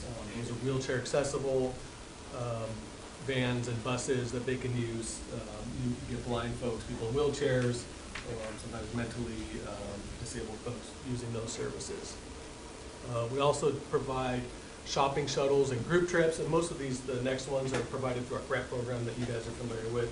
We have our senior mini grant program. We also have, in our specialized grant program, the 5310, which is for individuals with disabilities and seniors as well. That's the federal program that provides about the same amount of money that the senior mini grant program provides each year. So some of our grantees around the region do the shopping shuttles and group trips. There's volunteer driver programs. You've heard about Coronado. Some of their services are provided through volunteers. Some of it is through paid drivers. A few of our grantees and the folks around the region do the volunteer driver programs, where they recruit volunteers to do the driving for them and maybe reimburse them through a mileage type reimbursement. Some of the programs on some of the, like the On the Go with JFS, they're probably more paid drivers who are trained specifically. Sometimes they're bigger buses, so they do need some level of training, where the volunteer driver programs are generally more in their own private vehicles. We provide, there's non-emergency medical transportation that some of our grantees do, getting folks to doctor's appointments, dialysis treatments, cancer treatments, things like that. Some of the grantees provide taxi vouchers as part of their grant program that they work on, to help give folks the easy access to call a taxi, and then they get a voucher for that subsidized as part of that trip. And then our CTSA FACT, they provide information referrals, so there's a number, 800 number that folks can call to ask, hey, I'm new to San Diego, or I need a new type of service. What kind of options are available for me out there? And they can call that number, and FACT will talk to them, try to understand exactly what they need, and either refer them to MTS and NCTD maybe, or one of our other grantees, and they have the full list of that database of all the providers. If that person's not able to quickly jump on MTS's or NCTD's paratransit services, FACT themselves will sometimes provide the rides themselves through the grants that they get through through our senior mini grant or the 5310 program. And as always, feel free to jump in and ask questions if you guys have any questions as I blow through this. And I'm going to try and go quickly. I know we're running a little late. So what's SANDAG's role with all of this? We have, through the San Diego Forward, we know that regional transportation is a big part of what we do. We have freeways, buses, rail, and we do realize that there is a subset of the population that do require a more specialized transportation. And I'll get into kind of the numbers on that in a little bit. We do our coordinated plan every 2 years. That's a combined short-range transit plan that we do for the operators, as well as a human health and services plan. That looks at it's kind of like what we're doing here, but every 2 years we look at what the inventory of all the services for public transit and specialized transit are in the region. We try to understand what the needs are for the whole county, and then we look at the gaps, and then we identify strategies that we could use to try and meet those gaps. The coordinated plan is kind of more higher level. It's kind of the same thing done every couple of years. Nothing groundbreaking or earth-shattering comes out of that plan generally. Our grantees have to use the strategies that we find in that program to then, when they apply for our grant programs, they have to identify strategies that we've identified as high priority to then apply for the grants. What we're looking for with this strategic plan, and this was a recommendation out of the last regional plan, was to do a much deeper dive into specialized transportation and understand exactly how much money would we need maybe to provide every senior or disabled person in the region a ride. So we hired a consultant with this and started looking. We did a peer review study, which I'll talk about in a little bit, and try to understand the current program or services in the county a little more. From this, we hope to help identify some of the gaps further and maybe the cost to help with the next regional plan. Right now, when they take the transportation network costing, they try to identify how much it costs to provide. You heard about the constrained program, the network out to 2050. In the past, that may cost whatever it is, $10 billion, out to 2050. In the past, all they've usually done is they said, all right, we assume specialized transportation will cost 1%. I think that was based on just the historical paratransit cost on the current existing transit network. What they'd like is a more identified and concrete number, so they could put a number in there rather than just 1%. They could say, all right, we realize that it's really more like 10%, or if we wanted to provide a lot more specialized transportation. So it's kind of what we're hoping to get out of this plan as we finalize it. So like I said, the senior and disabled population currently, we know there's about 500,000 seniors and over 300,000 disabled folks in our region. Those aren't mutually exclusive. Some of the disabled folks may be seniors, some seniors may be disabled. So it's not 800,000 and 11 people, it's somewhere in between that number. But we do know it is a large population. The map on the right just shows, and these are the maps we always do in our coordinated plan every 2 years, and they've updated it with this program. Just shows from census data where those folks live in our region and how close they are to existing fixed route transit, to try and get a good sense of where the biggest numbers are. We know from our forecast data that senior population is just going to continue to grow and grow and grow. And as folks get older and above 65 and above 75 and above 80, they generally are reliant more on specialized transportation or other transportation because they become either disabled, eyesight becomes poor, they can't drive a car anymore. I'm going to blow through these a little faster than normal. We do know, out through 2050, the senior population from the 500,000 now, it's going to grow over to upwards of 1 million people in the region at that point. Currently about 15% of our population now, over 25% of our population. So you can see it's going to be a much bigger population that requires the specialized transportation services, potentially. So what are the key considerations in our study was, we know there's increased demand from the population growth. These services are much higher cost to provide. It's more specialized. Sometimes it's door to door. Sometimes it's even door through door. We have some of our grantees that actually get out of the car, park the car, help assist the person into the door, into the doctor's office, into the market to help buy the services. We realize that there's opportunities for enhanced coordination. We've talked about this with this committee more. What more could we do to try and coordinate things a bit more and consolidate things? And we realize there's an evolving transportation landscape. Hassan's talking about the vision. We've seen things, with autonomous vehicles, smartphone technology being able to provide a lot more services to people. And so things are evolving quickly, and how does specialized transportation work in with that? As part of this project, we did a peer agency review and then invited some of them here for a workshop. So we got some great data out of that. Attachment 2 in the report really dived into what we learned from the peer agencies, and I'll talk about that in a little bit. But we had folks from Seattle, Portland, Denver, Dayton, Ohio, Boston, Florida, and then internally in California, Sacramento. They run a paratransit service up there, and they're also the CTSA, like our FACT in San Diego is. They do both, and they have a much bigger program, and I'll talk about them a little bit more. So what's some lessons from our peers? Some of them are using integrated trip planner and fare payments across multiple modes, and this is one of the things Hassan talks about a bit more. He says that's going to happen here in our region. That someone wants to hop in a Uber from home and then take a trolley and then take an electric bike, they should be able to do that all with one app. Or if they want to do other mixed services, it should all be done with one app and one fare payment. We realize that's going to happen, but as we consider specialized transportation population, we want to make sure that we're thinking of them. Not all seniors have a smartphone and are able to use that and easily get onto the internet. Some of them are using technology to manage mobility. They have smart dispatching systems. We've learned, NCTD, our northern transit operators are working to upgrade their services as well, but that's still a year or so away from being fully integrated. But it's using a smart dispatching service that works with fixed route, paratransit, and they even can coordinate with maybe taxis or even TNCs like Uber and Lyft. Like I talked about, enhanced role, that CTSA. The CTSA are the Consolidated Transportation Services Agencies. They receive state money from the TDA dollars that we receive. Locally in San Diego, we've selected FACT to be our CTSA. They receive about $140,000 here in San Diego from the TDA funds. Most of that goes to MTS and NCD for paratransit operations.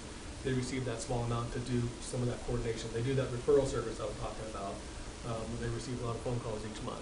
They run a CAM meeting twice or every 2 months to try and get all the volunteer drivers and a lot of the grantees and the transit agencies and talk about what's going on with specialized transportation. Up in Sacramento, though, like I said, they have a really enhanced role. The Paratransit Inc. is the company up there, and they run all the paratransit. So like they do what MTS and NCTD does here. The CTSA does all of that, as well as the CTSA. They do a lot of the operations for a lot of the grantees in that area, or the social service providers. So up there, the social service providers, rather than providing transportation and having to worry about that, they rely on Paratransit Inc. to do all of that, and then just focus on their core services that they like to provide. Microtransit's the buzzword of the year. We learned from our peers that they're using that as mobility hubs or big transit stations, trying to get people to the first mile, last mile.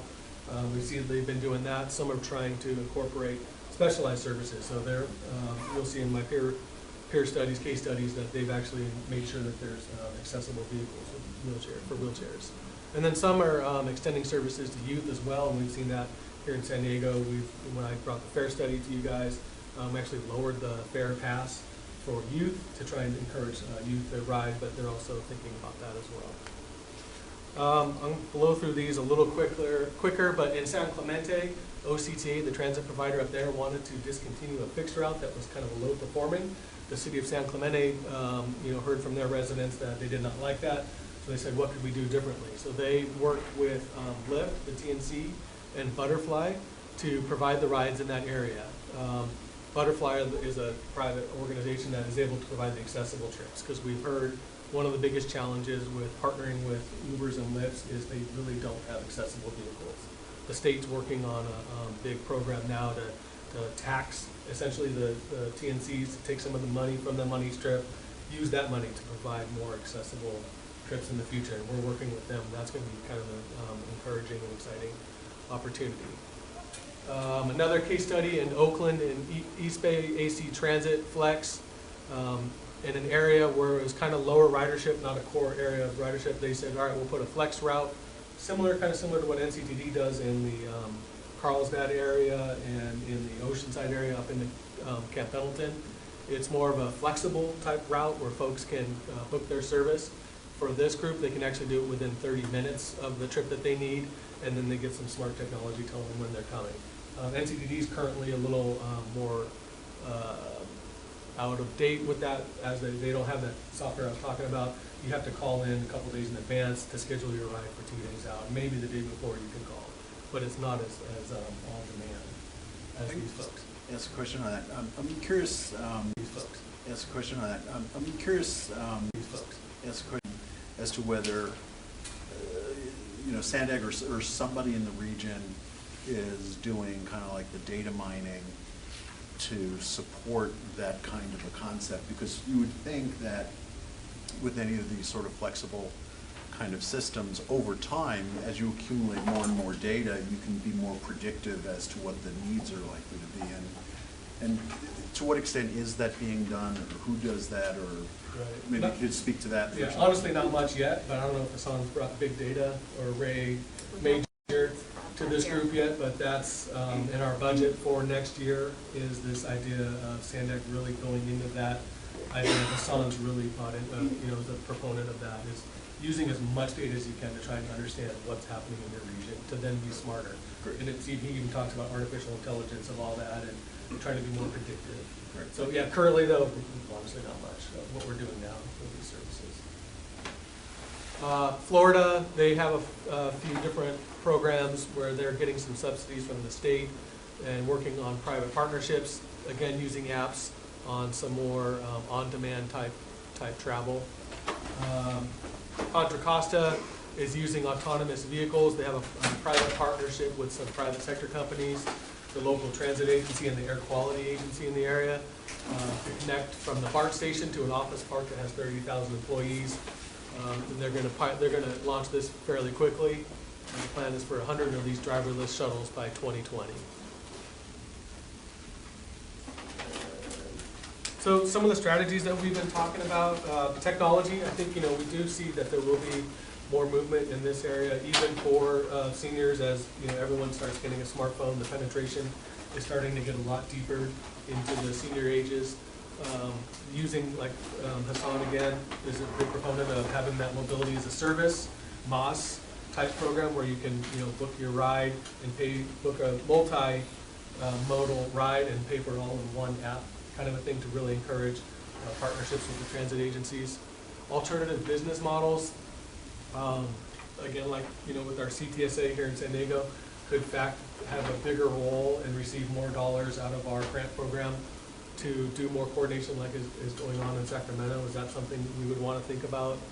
And again, with enhanced coordination, is like what they do in Sacramento, is that a good idea of having one agency focus more on specialized transportation and let all these social service providers really focus on what they provide? And then, you know, we keep hearing this, and I know you guys like to see it, is actually seeing performance measures attached to what we do. So trying to get some goals involved with these. Oops, I went backwards. So next steps, I'll receive some input from you today. I took this to the Transportation Committee a couple months ago. We'll hold a stakeholder workshop and invite any of you to come to that as well. We'll have some of our biggest grantees come, MTS NTTD come, representatives from FACT. I know we have a couple of representatives on Transportation Committee that are really interested in specialized transportation. One of our TC members, Jewel Edson from City of Solana Beach, serves on the board of FACT, so she's interested in this as well. We'll hold that here, we'll show them some of these draft strategies and talk about, you know, how can we do more enhanced coordination, and then come back and finalize the report and present it to the Transportation Committee, and I can present it here as well if you're interested. So, of the strategies that I quickly rolled through, you know, we're trying to understand what do folks think are going to work best. What are some non-starters that we should just kind of drop off of what we're looking for? What might work better in some areas rather than others? Should we watch and wait on any of these? And maybe what kind of performance goals, or what are the things you're looking for as we move forward to try and understand that? So here's the strategies again that we talked about, and be happy to receive your input. Nice presentation. I think the biggest thing that caught my attention was the technology, trying to increase that. I think that some of the services to make them more efficient. Definitely, and we, you know, a couple of our grantees have started working a little bit with Lyft because they realize they have the technology, but you know, most of these grantees are they're small guys. They don't have much, but I think we do realize here at Sandag, you know, with the Sans push for big data, our mobility group, I think technology, we see it as well, but we just want to make specialized transportation use. Right, because it just seems like the better the technology, the more efficient you get, and the less it costs.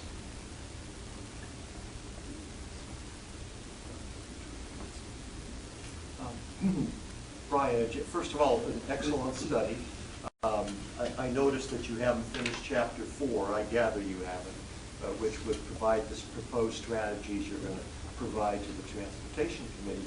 And I think the group would be interested in seeing what strategies you come up with. Okay. One quick observation, you're asking for our input. I have received information from Seattle where they're not talking about disabled transportation, but general transportation. And they say the big problem is going from one transit center to another, and then getting from there back into where they live or to where they want to visit. And I liked your idea. I think you mentioned a couple of cities that were working with private companies to develop small group transportation, sort of a loop that would take people to where they wanted to go. And I think that's an excellent idea. And I would also hope that Hassan is trying to come up with major projects, major solutions, not just for disabled people. And I hope that this concept is incorporated into what he comes up with. Does that make sense? Yeah, no. That's all I have to say. So are you on track to get to the Transportation Committee this spring? As you say, you're going to... We are. One of our, in the regional plans, hoped for in their early action program when they identified this as something they wanted to be done by the next regional plan, was that costing that I kind of described. I don't think we're going to have that detailed costing. It's just so complex. How much would it cost to fix the problem of specialized transportation in the region?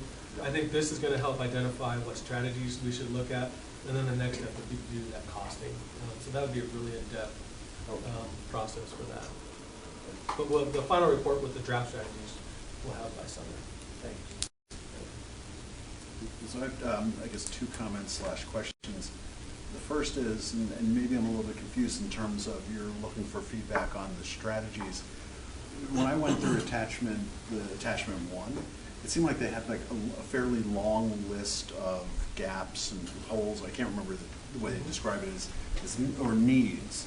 And it struck me that before being able to assess, which broad strategies are most appropriate, it strikes me that there wasn't any sense of prioritization of the needs. And because it seems to me that the strategies would be a function of what best addresses the needs. And so I'm wondering if, as part of your process, the intent is to take that fairly long list of needs and be gathering, feedback and making some kind of assessments to prioritize that list. Right. Is that something that you're explicitly? Not so much with the strategic plan. I think the idea was, I kind of talk about our 4-day plan we do every 2 years. We're about to kick off our next version of that, and that'll be finalized next summer. One of the chapters in that is the priorities of the needs that we see. And so that's always the most hardest to understand, because everyone thinks theirs is the highest priority. So as we start to prioritize that, it gets hard. And generally, we don't make too many tweaks to that, but that's where we always look for the biggest input from the public. Right. When we go out and talk about that, we really make sure that we provide. Got it, because again, that would seem to me to be the missing pieces. Where where and when is the process for sorting that? Because at least as far as my own sense, I couldn't even begin to say whatever strategies or whatever Seattle or any other city is doing makes sense before you decide on how we're going to prioritize those needs. So then the second question I had is, and I'm not sure if you've been here in the past when we've talked about, and particularly the senior mini grant program, and you touched on it as mentioning that comes under this umbrella. Over time, it seems as if, and I'll just sort of use my own terms, there's certain kind of inefficiencies surrounding and I can't remember if they're 2 to 3 year grants or whatever the time period tends to be when you're re-granting. And so the question came up as to, an assessment of that overall, both, that process as well as the service gaps there. So and I was told that that's going to be addressed as part of the this whole strategy study. So is that in fact on the? It is, and I agenda? know, Dustin mentioned this at the last meeting. He was asking about the bang for the buck. Are we going to try to consolidate all this into one RFP and maybe give out the dollars? That's a tough call. But we are trying to, I think in the final report, we hope to have a little more information on that, on how we actually proceed. And just for clarity, is your view of the strategy assessment that the sort of an everything's on the table kind of approach? So perhaps servicing the constituents who currently are served through senior mini grants, there may be a totally different way of addressing how those service needs are met, as opposed to, well, we have a senior mini grant program, how can we make the senior mini grant program be better? Do you know what I mean? Right. Yeah, no, they're part of the whole. Okay, so everything's on the table. Right. Got it. Great, thank you.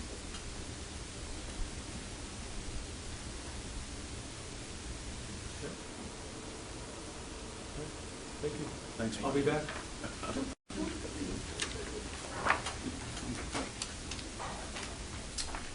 Item number 13. This is Ellison and the System Performance Report.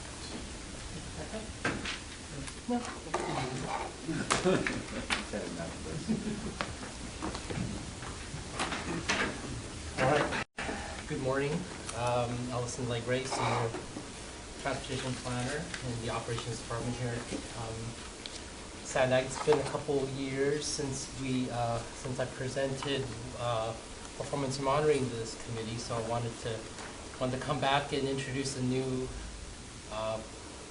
product that we're doing as part of our ongoing performance monitoring efforts here at SANDAG, and that's our new 2017-2018 System Performance Monitoring Report. So we've developed this new report to address one of the key requirements from the Transnet ordinance of this committee, which is to review performance monitoring reports such as the state of the commute and provide that independent analysis and information included in that report. So over the years, we've come to you or this body as an information item, and we've presented the state of the commute on an annual basis, and we've taken input and we've sort of moved on and come back next year and do that. And so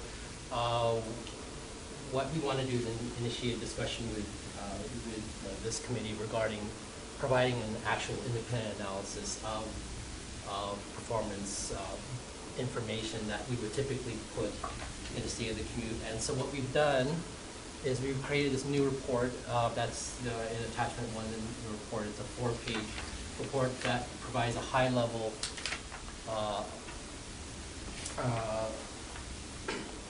summary of key performance metrics that we've typically provided in the past in the state of the commute report. And what we're doing is we're providing you just the data. So you have charts, and I'll get into the charts in a minute. And we are recommending that this report, this new performance monitoring report, serve as the basis of your independent analysis of transportation performance data.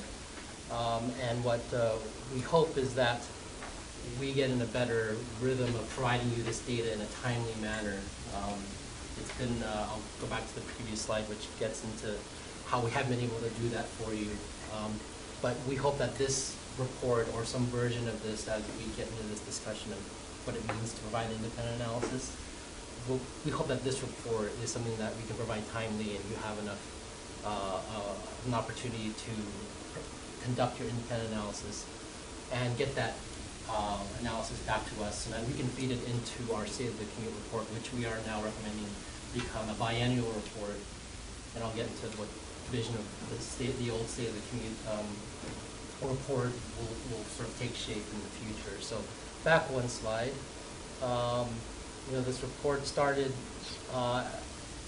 after the Transnet extension was approved. We did a little 2-page brochure, sort of a coffee table thing, back in 2005. And since then, we've been providing, since the ordinance went in, the Transnet 2 went into place, annual reports from 2010 to 2014. And as you can see in the slide, the report grew in size from 28 to 48 pages because what started off as a simple monitoring report turned into this really cool thing where people wanted to know more, wanted better graphics, wanted more insight, which gets beyond the sort of traditional monitoring that happens in the transportation space, where we went from just providing the data to trying to provide that analysis and insight that most stakeholders in the region sort of desire, right? How do we use this information to make better decisions, which is obviously a good thing that we want to do here within the agency and get that input from you. But again, we were coming to you every year as an information item, get your input, and then we're sort of moving on. So I want to have this dialogue with you today and then potentially in future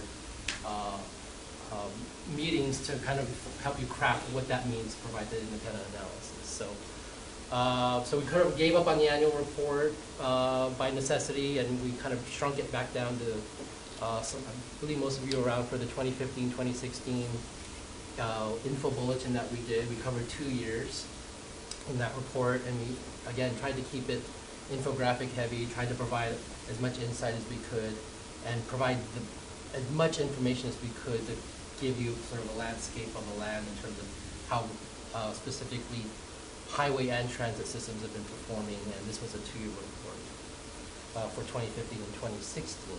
So what we're providing to you in the attachment one today is that sort of, again, cliff notes of what a state of the commute will look like for 2017 and 2018. And so that is what is in the system performance monitoring report that is before you today. I'll just go quickly over.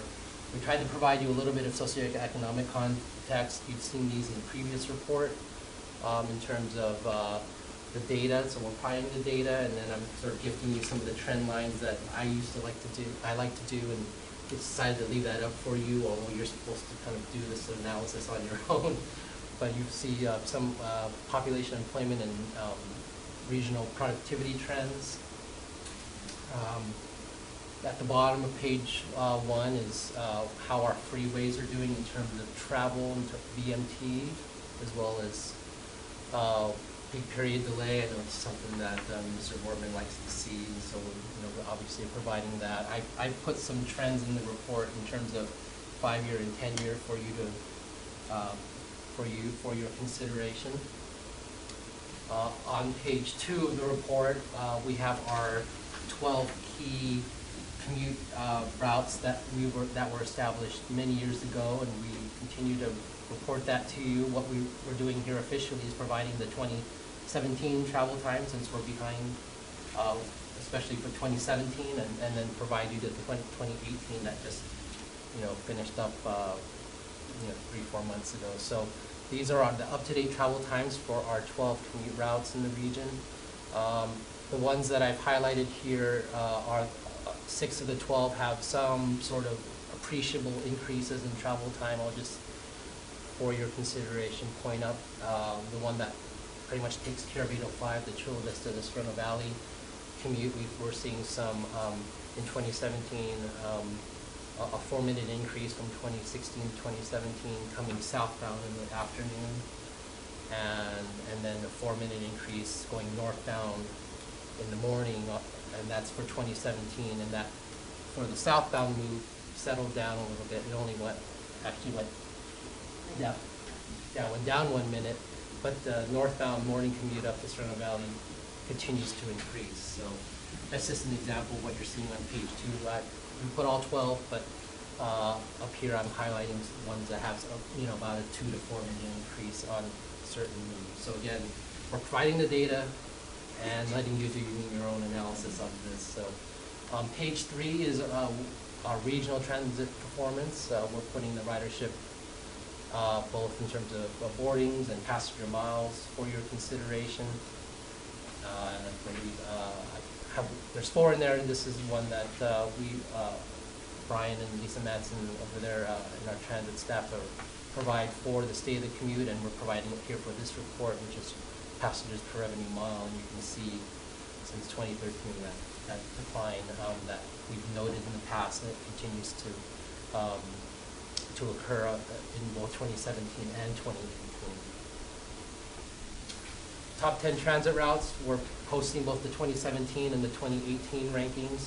There's only, most of the top 10 in terms of ridership in the region has remained constant with the exception of the Route 11, which was ranked 5th in 2017, but there was a service change and that route was split. And so it sort of de facto dropped out because we split that route into two,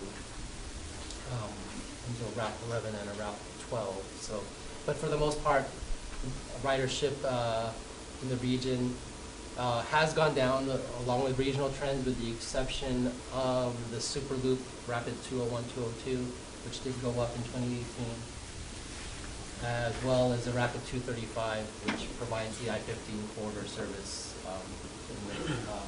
from downtown to Escondido. And then rounding out on page 4 is a series of Transnet-funded transit performance charts that we introduced a couple years ago. And I'm thinking along with Brian is that this becomes the new home of those 6 charts that we inaugurated a couple years ago. This becomes your way of receiving these 6 charts. Because they are Transnet funded, this might be the new home for this particular. We'll probably put in the State of the Commit as well, maybe de-emphasize, because you're going to see this every year now in a good rhythm of seeing this and not bring this too late every 18 to 24 months. So maybe this becomes a place for these 6 charts in particular. So these 6 charts provide ridership, on-time performance, productivity, load factor, and fare box recovery, for the Transnet-funded routes in the region. So that rounds out the report in terms of a high-level summary.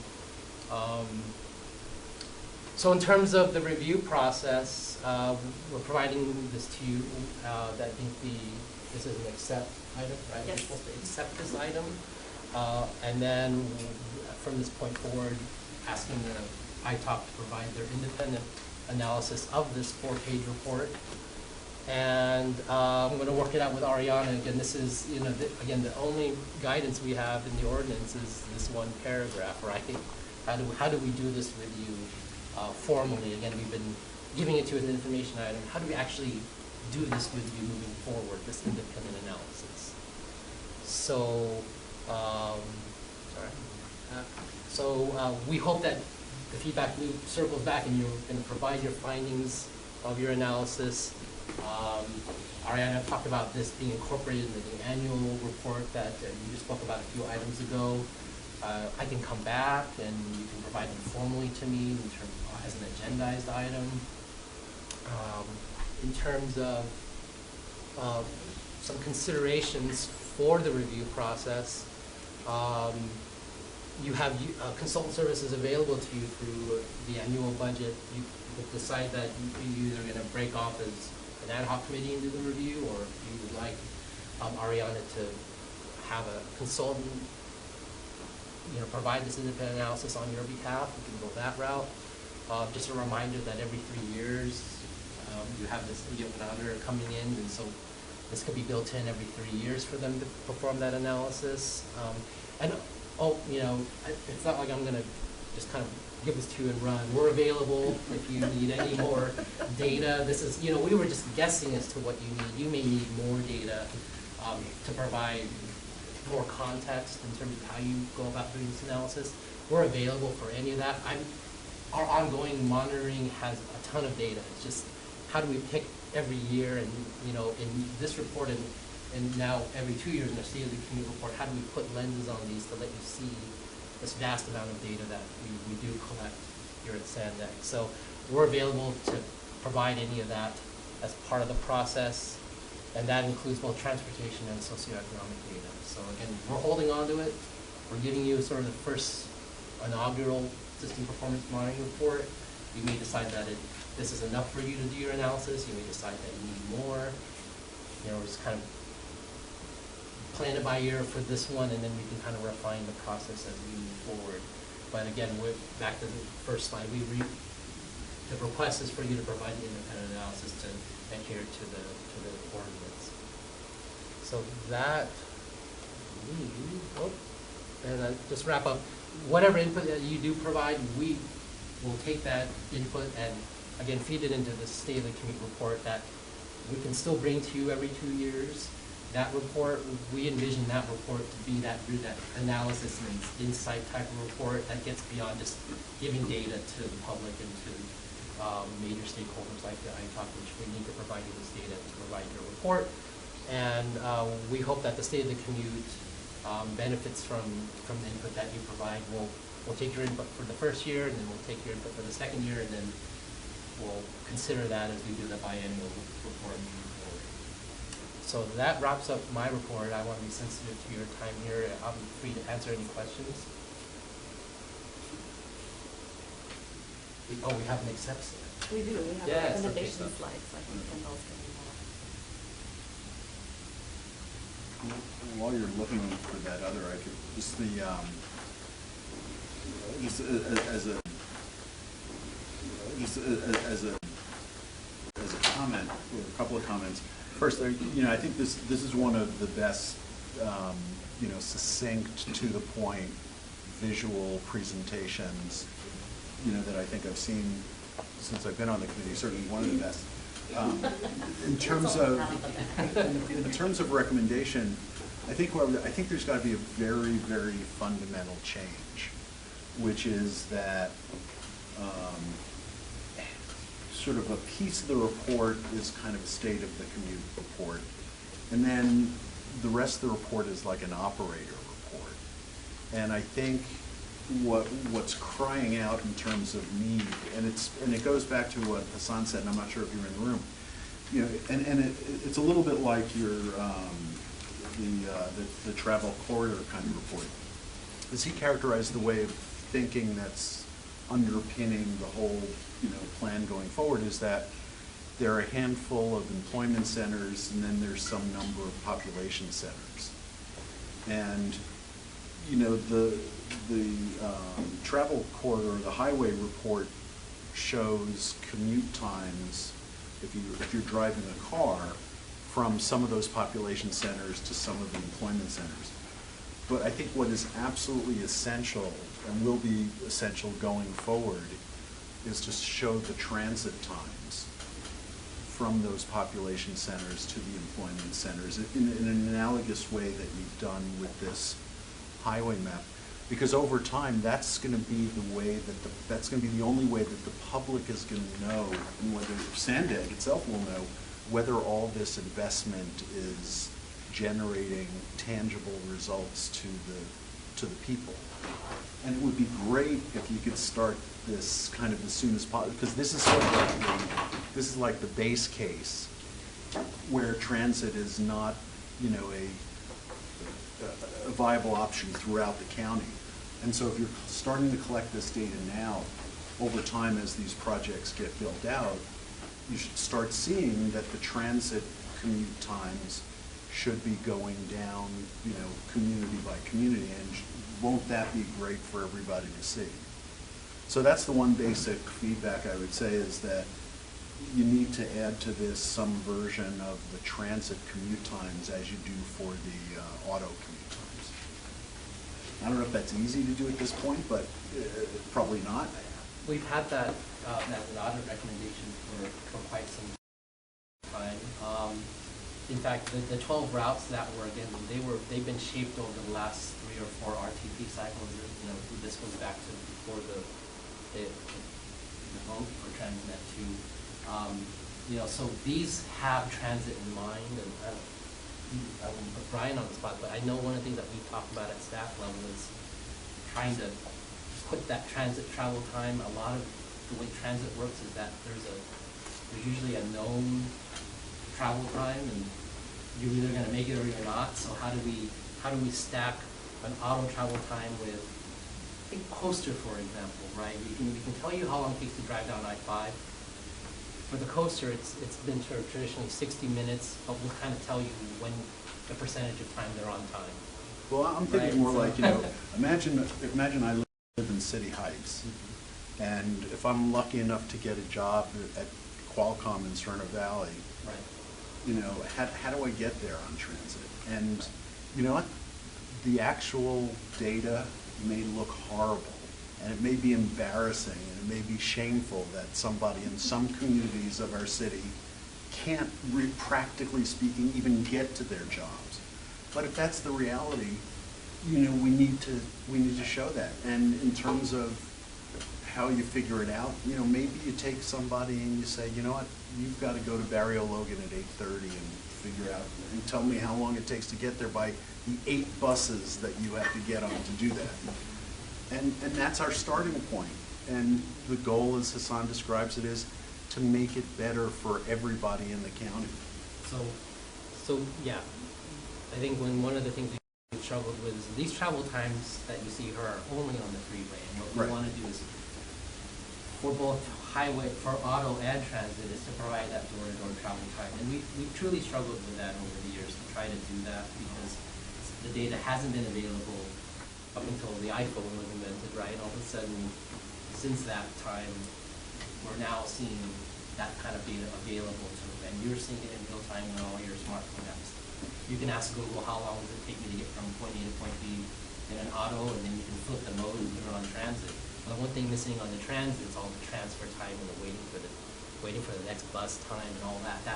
They can't do that yet. And there may be something that, as we try to move forward with big data, is that something that we can start to put together with baby steps, right? Let's try to get to door-to-door first, so that we can truly reflect both an auto travel time as well as a transit travel time.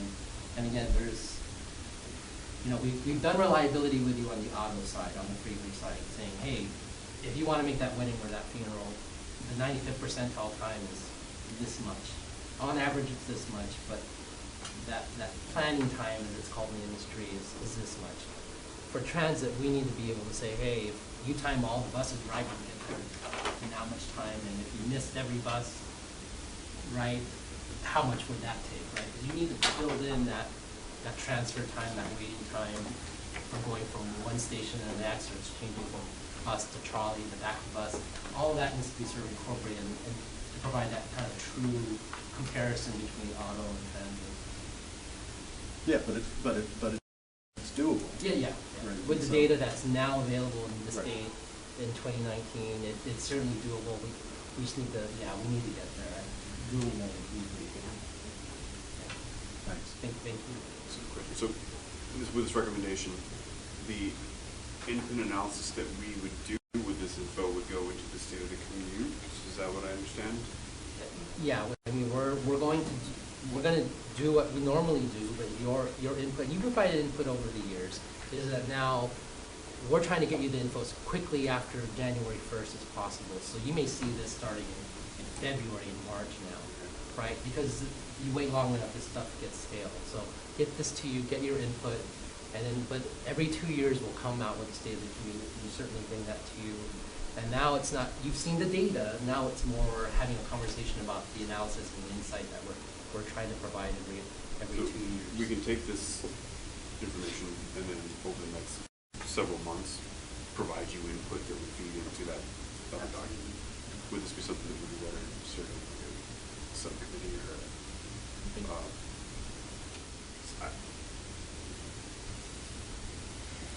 I don't particularly want to do another subcommittee, but I don't know how else to. Got 3 or 4 already right now. Yeah, I just don't know how else to really provide the independent analysis that's being asked for. Don't we do that sort of as an extension? I mean, we hire a consultant to help us with the audit, and that's part of what we ask the audit. We ask the auditor to help us with, and we don't have to independently, like physically, we can guide the process to get the information we want to an audit. Which happens the fiscal. The performance audit, which happens every 3 years, and it currently does evaluate the state of the field. Right. So, I mean, I feel like, you know, we can accept the information and we fold it into the things we do as we go along. I'm not sure the specific thing we have to go off and start up and do right now. Well, and maybe just to elaborate again, you know, you'd mentioned that on the highway portion of this, these commute times were things that you've been tracking over some long period of time, right? I would just suggest and I understand you're off before you can run sort of concept in terms of the adding the transit times. But just to sort of, again, be mindful of where this is all going in the future, I would also then just check to see on the ones that you are reporting if they coincide with the pairings of population centers and employment centers that Hassan was referring to, because, you know, if Oceanside to downtown, or, you know, I don't know, Santee to Kearney Mesa aren't the ones that he's referring to, you know, we should probably conform this map itself sooner rather than later.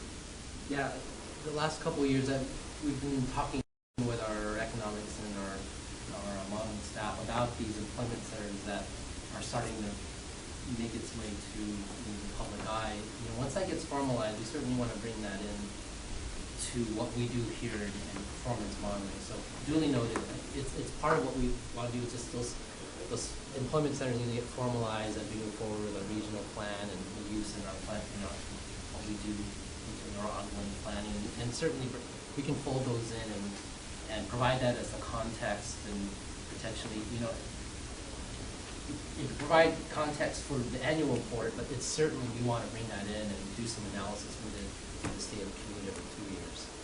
That's been our focus. But if you would like to see some of that as contextual to the annual report, we could certainly start to add that in. Just, you know, we just need your input. Yeah, well, so again, I don't know the answer, and I don't know if, you know, Hassan's comments are sort of more generalizable, or if SANDAG as an organization is, you refer to, formally going to be designating sort of nodes upon which the, you know, transit connections are intended to be built, or if that's kind of a process, or however that works. But assuming that at some point in time those things will get formalized, then this should kind of be coordinated with that. Well, I guess I hear what you're saying. That makes sense, but also maybe to set up a foundation for that going forward. But, you know, like this is in the context of Transnet today, what we're looking at here versus what the Hassan's talking about is, I mean, I imagine it's just, you know, he's talking about, you know, a system where transit is faster than car, and, you know, in my head, that's like, you know, 40 years of evolution of whether we're building infrastructure for transit or car congestion gets so bad that will they come towards each other and eventually, so that's not a, I mean, in the lifetime of ITALK for Transnet, I don't know if it'll, you know, it'll even be there, you know. Yeah, it's pretty, I mean, it's, realistically, that is huge and 50 years of work, I think. Well, when's the Midcoast supposed to be opening for riders? 2021. I mean, if that doesn't improve, you know, transit times for somebody living kind of in South San Diego, then it's like, what was the point of spending the $2 billion to do it, right? So some of this will be in our lifetimes, hopefully. Yeah, there's some quarters that. Yeah, we hope. We're quietly monitoring I-5, what we would call the Midcoast segment between I-8 to the Merge, right? This project's been in the books for decades, right? But we've been quietly monitoring how that freeway's been operating. But when it goes to, when we cut ribbon on it and we go into operations, that's something we'll bring to the ITALK, right? And say, you know, this is how I-5 performed before Midcoast trolley, and this is how it's starting to operate after. And so we'll bring, you know, that's a standard sort of operating procedure for us as part of State of the Community, to bring you that data and put it on the dashboard. So that kind of stuff, you know, we're ready for it when that project does get done. So I would propose that we accept the recommendation that staff is providing, with the knowledge that we're going to be able to refine some of this information over the next several months and work with staff and or our auditors to help us with that. So and just clarify, Well, the recommendation, I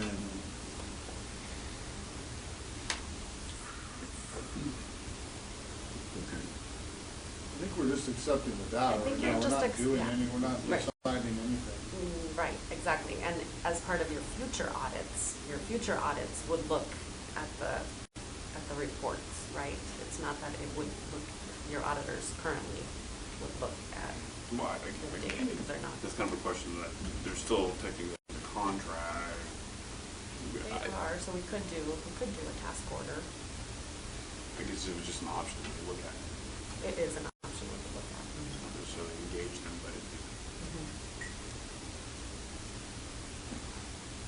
So is the motion still okay as is? Or they can change it to be exactly this? I think that is fine. Okay. Yeah. That is my motion. Recommendation for staff, no other changes. I'll second. Do we have any other discussion? Yeah, I would just reiterate that I think, you know, in a sense, in my mind, I think that this report actually is somewhat incomplete if it doesn't speak to the transit times as discussed. So I would just try to underscore that, you know, for the next time around, I would hope that there can be a way of at least beginning the process of including transit times for at least some, if impractical for all of those major population to employment goals. Certainly interested in, I mean, we wanted to keep this short just to get things going because again, the production of these reports, as all the other reports that you see, they take time. You know, I want to get this to you in February or March, not April, right? It's timely. I want to give you 2019 data in February of 2020 so that you have timely data. But it takes time to do these reports. So we started off with a 4-page report. If there's a way that you want this formatted, you want to see certain charts, you want to expand this certain data, again, you don't want this thing to get too big. There's a balance there, right? You want to keep it short, but if there's something that you really want to see in the report that you've seen in State of the Union in the past, you know, feed that back to Ariana or to me, and we'll put it in there in the next report. But certainly transit travel time is duly noted. We'll try our best to start the process of getting that in there so that you're able to see that data on an annual basis. Great. We have a motion, we have a second. We're ready for a vote. All those in favor? And we're unanimous. Thank you. Thank you. And we're on to item 15. Lynn's going to talk about San Diego double track. Oh, no, I'm sorry. The regional bikeway program update. Are we good on time? It is I know I better take off. Okay. I'm okay. Okay. I've got some of you are sticking around anyways for your subcommittee meetings. Because the meeting after. Yeah. You have to leave at 12:45. Okay. You might be able to get through it. You have the option of hearing the report today, or she can come back to your June meeting. Otherwise, she comes quarterly as well. So either way, whatever you like. Doesn't seem very long. I know I'm standing between you and lunch, so. No. We just have another meeting afterwards. Actually, it's now. Oh, now. Okay. All right. Well, yeah, this is going to be the first in a number of regular updates on the regional bikeway program, similar to our other modal programs at Midcoast, other corridor programs. There's a map attached to your staff report, and that gives you an idea of the status of our early action program for regional bikeway plans. And in the red is just real quickly. In the red is the routes that are open to the public, about 7 miles right now. Many more are orange. Those are in design or in construction. And then the blue are projects that are in the early action program that are yet to be started. Funding for the program, there's $200 million from our local Transnet program, leveraged with other grants, and we'll talk about those at the end. These are funds that are dedicated to active transportation purposes. They can't be used for other modal programs, for example. All told, that a $200 million program will build 77 miles of regional bikeways, and currently we have 70, or about 90%, under some stage of development or open. So about 70 miles, and about 7.5 of those regional miles are currently open. One thing to note, and I'll come back to quickly at the end, is $150 million of that investment is scheduled to be invested in the city of San Diego. So we're working a lot with the city these days.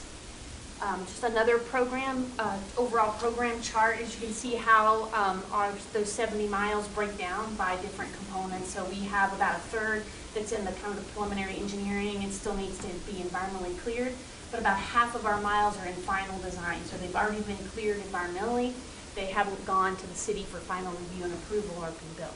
And I'm really getting excited to note that 6.5 of those 34 miles, we're getting ready to move over to that third bar. We just got our first 2 urban bikeway projects approved by the city of San Diego.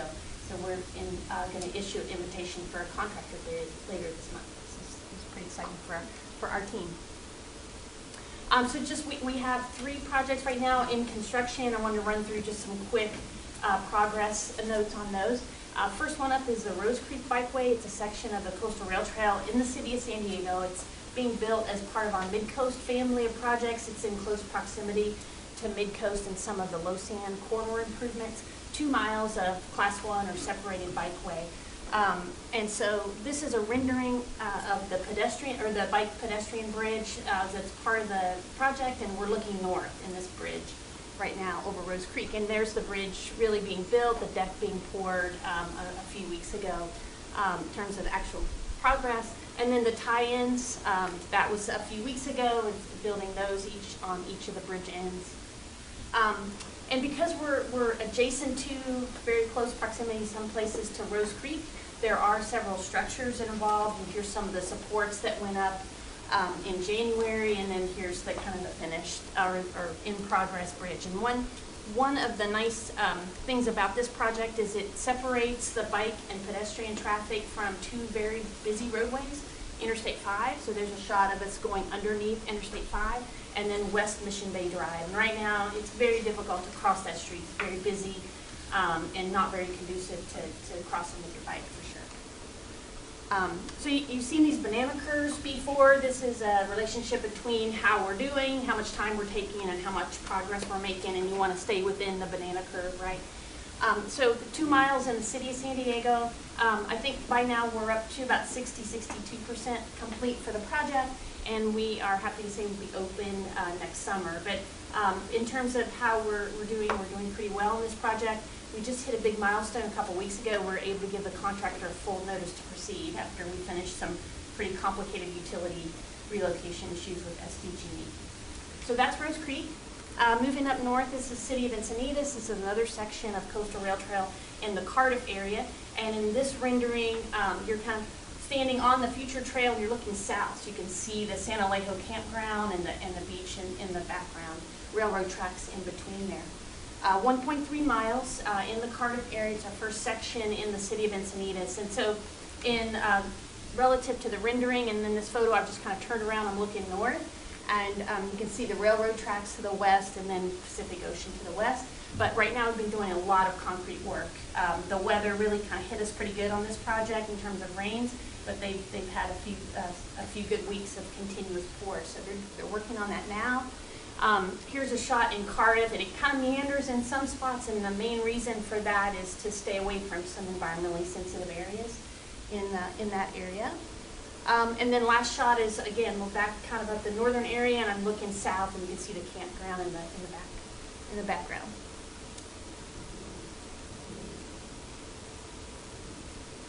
Um, 1.3 miles in Cardiff. Happy also to say that we'll be open next month. We're looking at a ribbon cutting. We certainly want to be open by Bike to Work Day in the middle of May. Now this banana curve looks a little different. And the reason it does is we've had some delays on this project. I mentioned the rains. That really hit us in terms of doing the final work. But also we had something you never want to have, want to avoid in construction, a redesign.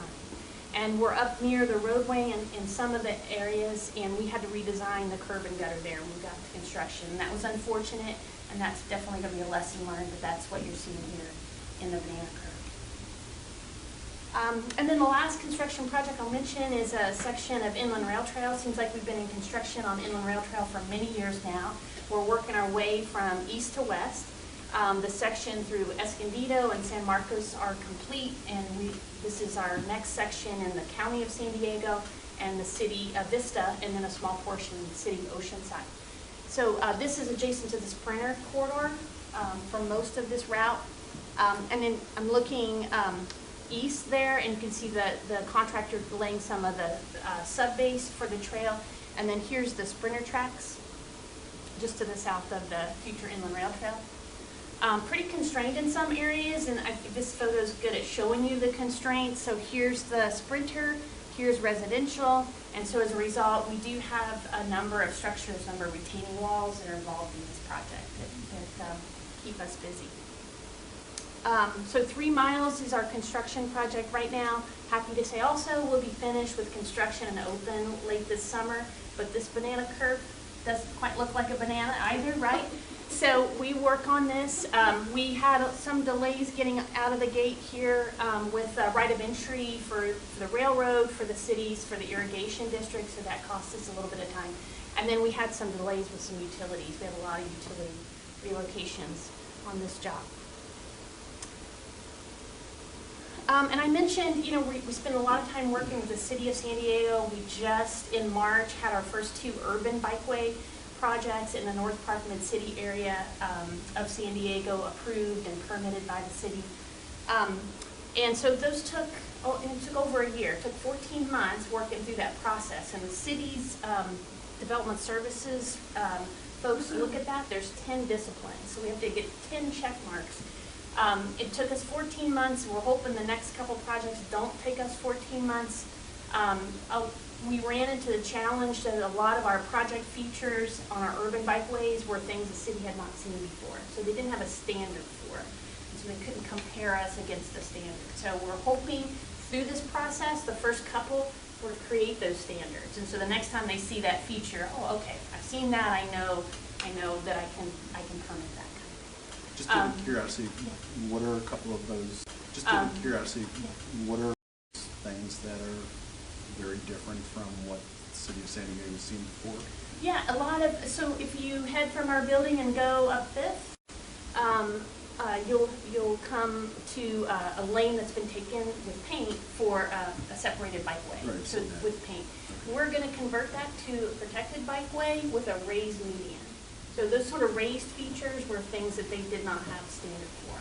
Some of the details of some of the traffic calming features, like a neighborhood traffic circle, you know, if there's utilities near there, you know, what do they do with that? Can they permit those kind of things, or do they need a standard? So a couple examples. And we provide technical support along the way. We had a couple lunch and learn sessions with the city reviewers in December, and those were really well attended. We got into really technical detail on that. And then recently the city, as a way to kind of help along this process, they did assign us a project manager from Public Works.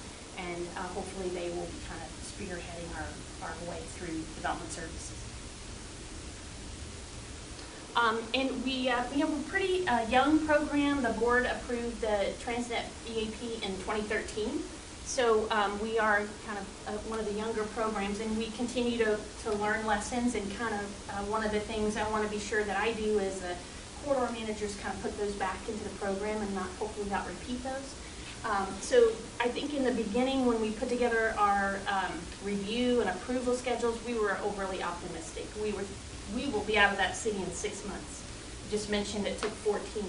So we're painfully learning that lesson, but we hope that, you know, with the first 2 projects had this many non-standard features for the city of San Diego, the next one has this many, and the third one has this many, and so on, and so those review times get quicker. But that said, we are trying to be a little more realistic. We're leaving in the draft FY20 budget 12 months for both the city review process and then our internal review process for getting out to bid. We are going to pay more attention to the potential utility relocations prior to getting into construction. This photo is along the Sprinter corridor. You can see the railroad tracks there, and this utility pole caused us some grief because there's a down guy right here, right in the middle of the future inland rail trail. And we looked at redesign, moving could be on the other side. We could not. We needed to be there right where that down guy wire was. That is an NCTD right-of-way, it's an SDG utility pole, and those two agencies spent off and on about the last 3 years working on the agreement to move that. And I will say in March, with the agreement, came 2 days of work to move that down. That was it. But that was really a lesson that we have stopped a couple of other projects in the city of San Diego to say, nope, if we have some potential utility work, let's figure it out now. So we've actually pulled our Robinson Bikeway back from kind of the right-of-way stage, and we're looking more in the design phase so we can avoid that time. And then I mentioned those new procedures at the city. We have $200 million of our Transnet program for 77 miles. We will not be able to deliver those 77 miles with construction costs going up, with taking more time for city reviews and that kind of thing. So we look a lot of the time at how we can secure additional grants to leverage that $200 million. And so we just had some good news. The board recently approved about $10 million for one of our projects and in a programmatic plan, plan to help us when we're in construction with education and construction noticing. And so that all told, we're up to about $48 million from the state's active transportation program. So we'll continue to look for that and leverage our transit funds. And that is it. We have 24 projects in the capital improvement program. In our budget, we continue to work through those, and I'll be back. We'll continue to give you periodic updates and let you know how we're doing. So happy, I'm sorry, it took a little time there, but happy to take any questions, or I can come back later. Just a quick question, and Jose, besides the North Coast Corridor project and the Midcoast, Transnet funded project, and this is most of the projects that are going on right now, right? Yes. So this is a big deal. Right. So if you look at the set of projects that are under development, the biggest ones obviously Midcoast and the North Coast Corridor, which includes both highway and rail projects. Most of the other projects that we have are really in the closeout phase. So 805, 15, 52, those are in the closeout phase. The other big program that we have is the bikeway program, both in terms of the number of projects and areas that we're covering, and also just the level of effort. I mean, there's projects under construction, environmental design. So this is our third biggest corridor that we have right now. Now, with that though, and the project's finishing up, how the funding, Transnet dollars coming in, that's the next, I mean, that's your plan of finance right coming up. So you heard Hersan mention $300 million? Yeah. Okay, so that that essentially would pay for, it would be the seed money to get the next wave of projects, whatever they may be, whether it's existing Transnet projects or some of these newer projects that may become Transnet projects. But it would be the seed money to do the environmental, preliminary engineering, things like that. Let me working at it, yeah, it's great. It's getting fun. The reviews are frustrating, but it's good to get some things built and open. Yeah. Just one thing, and thank you, Lynn. And I realize the focus here is on the EAP program, but on this map, which we have on our screen, is it possible to differentiate by colors going forward the completed versus the future? That gray. Yeah, because when I look at this and I'm trying to get a sense of, all right, what else is out there around the county? I mean, if you depending upon how much is completed versus how much is future, it's like, wow, we've got a really amazing countywide bike system, or maybe virtually little of that is actually completed. So it would be helpful to see the totality, if that's feasible. Yeah, sure.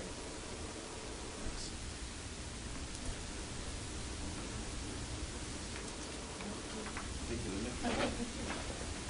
Linda. That's it for our agenda. Next meeting is May 8th. If anybody knows, people that are going to know if you can't make it. Yes, it's Jonathan's last meeting. The 8th? Or today? I have enjoyed this meeting, by the way. The 8th will be his last meeting. I've learned a lot. And I will be able to attend. I'll plan to attend. And that, we are adjourned. Thank you. And there's sandwiches in the back, and then I think Lisa's subcommittee